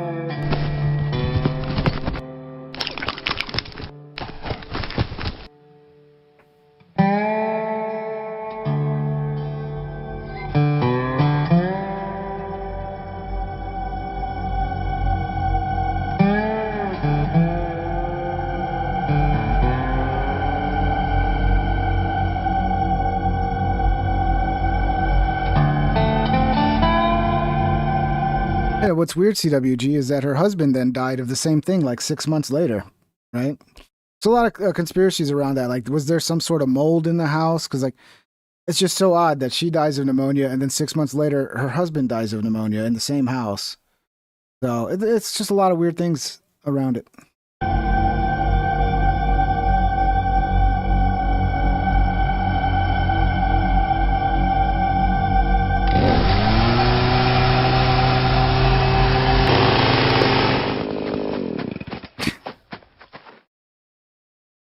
Yeah, I remember watching this one before. They're pretty good, man. In the last 10 years... What are you auto-playing me into, YouTube? How AI could cause the 7th mass extinction. Okay, guys. Yep. Then why are we fucking rolling it out? Why are we making it everything? Making it our own rulers? Andy's Random Edits became a member. Andy's Random Edits celebrates 65 months of membership. Long live Ping TR1P. Thank you, Andy. Hashtag Ping Dynasty.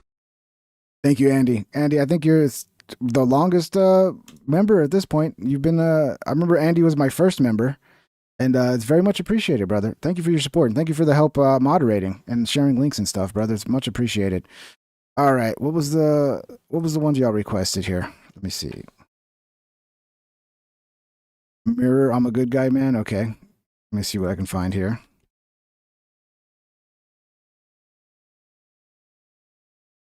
Okay, I think this is it.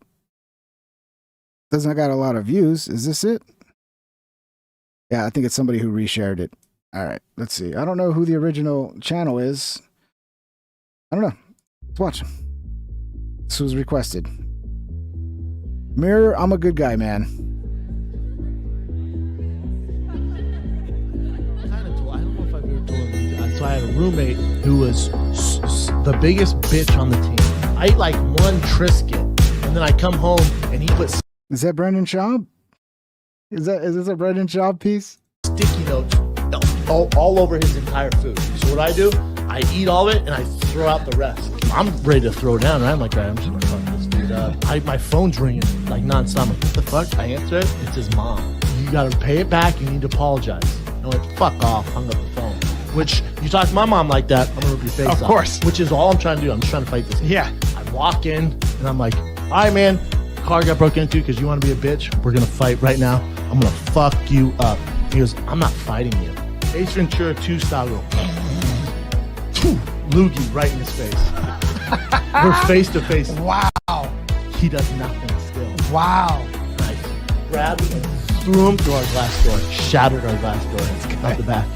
Then I went to practice and told the entire team what happened. I'm a good person. I'm a good fucking person, man. I'm a good guy, man. I said, Bubba, take it from me. I'm too nice.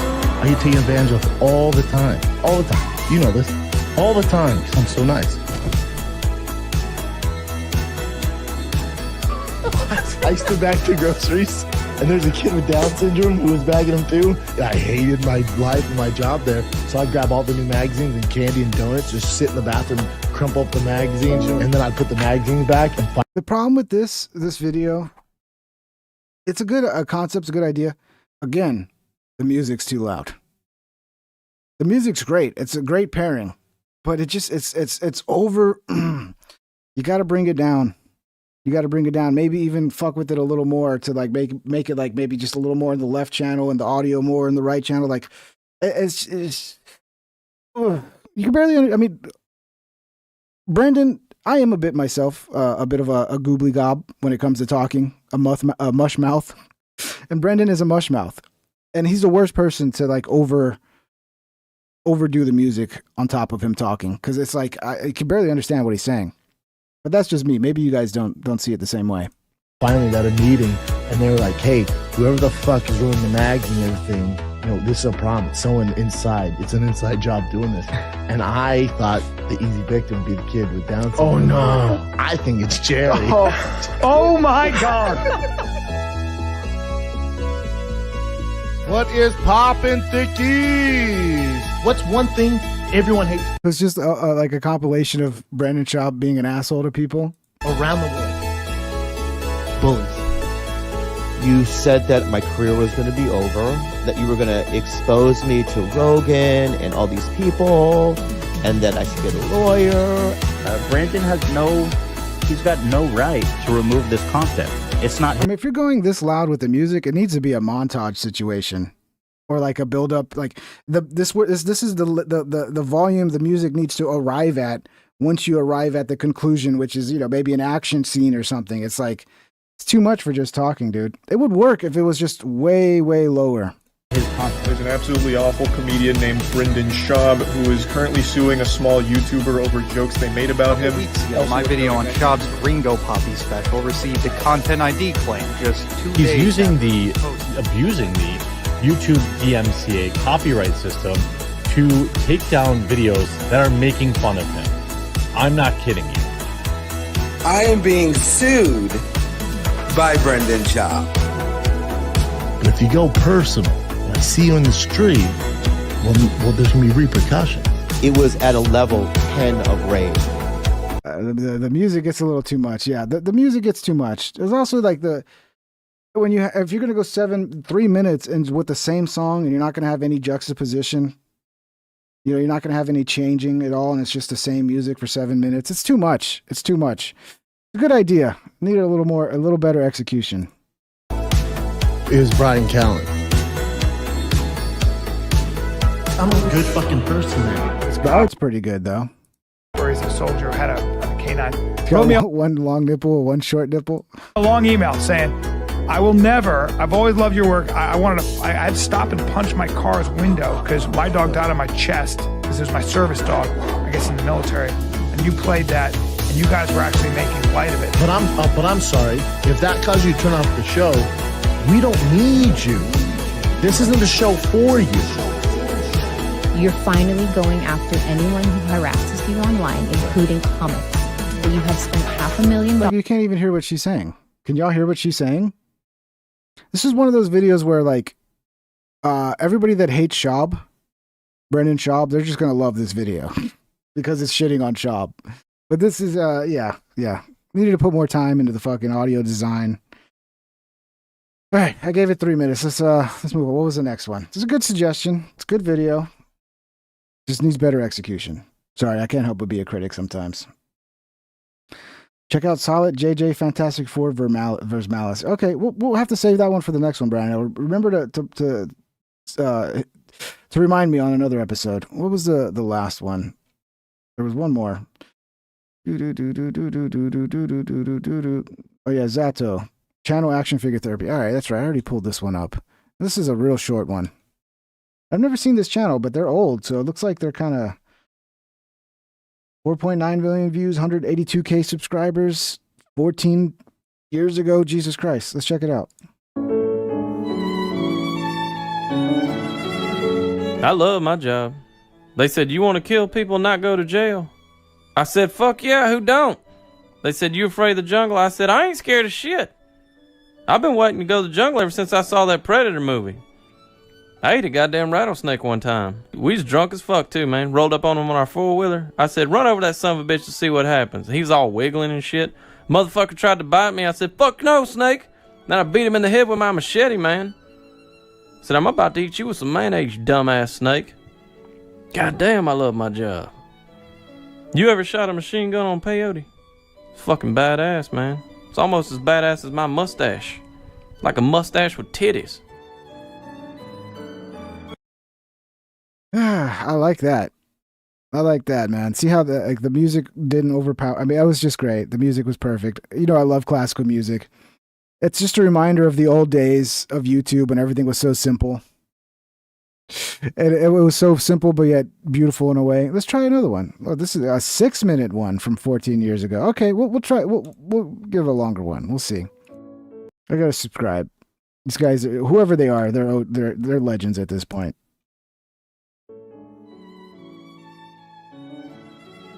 I don't know what your problem is. I am a reasonable man. We just live in an unreasonable world sometimes. For the last 2 weeks, my wife has been bitching and complaining that the neighbor behind us' dogs are barking at night and keeping her up. And I told her, hey, I'm not the ASPCA. If these yahoos want to turn their backyard into white trash wild kingdom, so be it. I spend most of my life traveling to far-flung, pain-in-the-ass third-world shitholes just to defend these idiots' rights to be goddamn morons. So then I'm home last Sunday night trying to watch a movie with my kids, and sure as shit, the neighbor's dogs start barking. And it's annoying, but it's not the end of the world. And then my wife comes in the living room all worked up saying how her prized Himalayan cat, Mr. Whiskers, is missing. I tell her to calm down and that it's not a big deal. She says that it is a big deal because her and Mr. Whiskers watch Sex and the City DVDs on her computer every Saturday night in bed, and that he never misses an episode. By the way, I'm pretty sure Mr. Whiskers is gay. I'm just saying. I tell my old lady that he probably snuck outside earlier when I was bringing in the groceries, and that he'll be back in the morning. No big deal. And then she starts crying and carrying on about how Mr. Whiskers is an indoor cat and he can't survive in the wild. Jesus Christ. I tell her that if she quits belly aching, I'll take a look outside and see if I can find him. So I go out in the backyard, and I hear a bunch of growling and snarling coming over the back wall. I take a peek on the other side, and sure as shit, I see Mr. Whiskers in the neighbor's backyard. And then I see like 10 or 12 of the biggest goddamn pit. All right, I'm not getting into this one. This one doesn't hit the same as that last one. That last one was great. This one just feels like an extended story time. I don't know. I mean, they all can't hit, you know? That's the thing. Some hit hard, some don't. We'll call it there. I did like the last one, though. I can see how these are good. But this one, it just seems a little, I don't know, something about it doesn't hit the same as this one.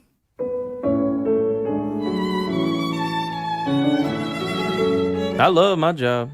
They said, yeah, it's the voice acting. The voice acting on this is fucking great. you want to kill people and not go to jail? I said, fuck yeah, who don't? Yeah, this was the voice acting, man. The voice acting on I mean, the character on this one's good. It's hilarious. The second one is like, hey, you're talking too fast. It's a little annoying. There's too much going on in the story. It's not, you know, a little too much. Now I could play the Hulk Hogan one, guys.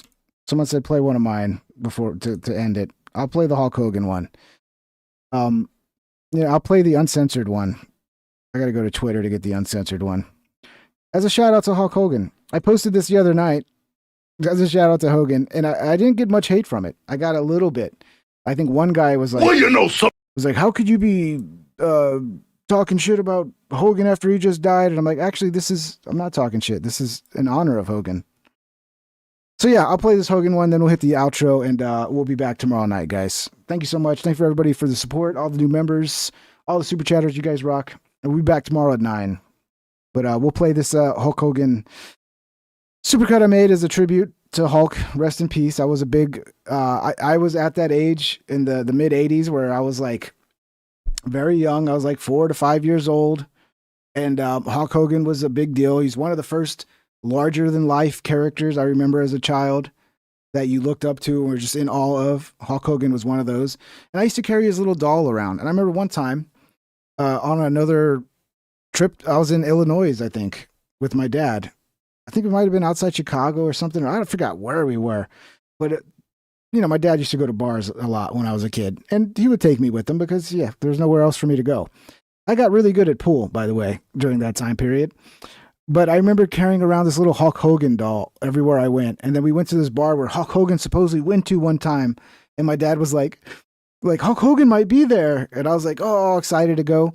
But then as I get older, I realized I think my dad just told me that because he wanted me to be excited about going to the bar, which I usually fucking hated.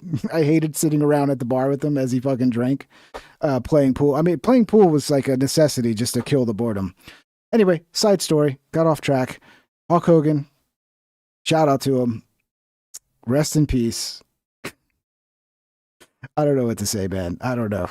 I hate when people die because you're just like, what do you say? I mean, yeah, he was a cool dude. I liked him. I was a big fan. And it's sad he died. But he did live a long life for a wrestler. So we got to be appreciative of that. Because most wrestlers do not live as long as he did. Anyway, we'll play this. We'll get to the outro. And we'll see you tomorrow, guys. Take care. Well, you know something, Joe Rogan? All the people that I beat up, I knew this was the place to be, man. So what you gonna do when Rogan and Hogan run wild on you, brother?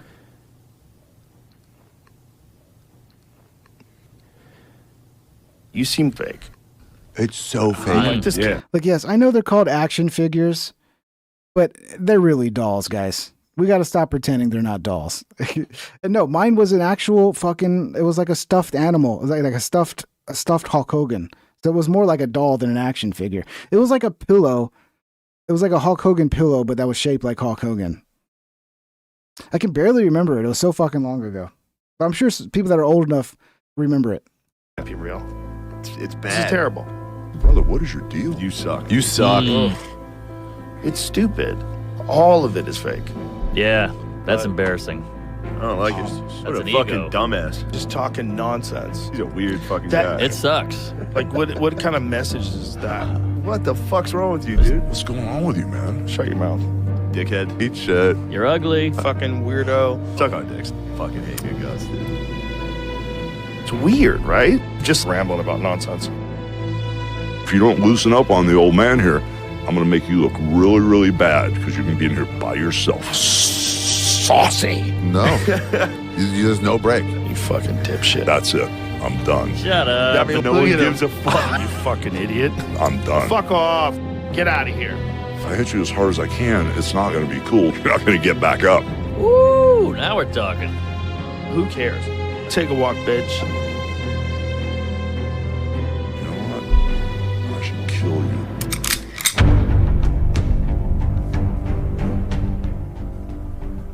That's not real. That's a fake gun. Oh my god.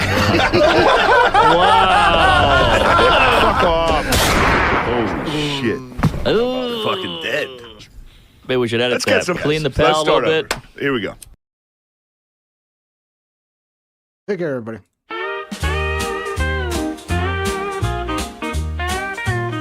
Please subscribe and hit the like and ring that bell if you want notified. Here's some other videos to watch that you might like or you might not. Have a great day, my internet friend. I hope I'll see you once again. Please subscribe and hit the like and ring that bell if you want notified.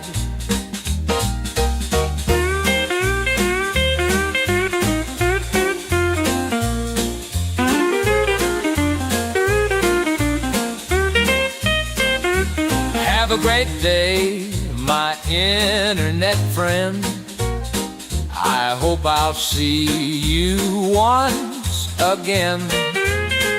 Please subscribe and hit the like and ring that bell if you want notified.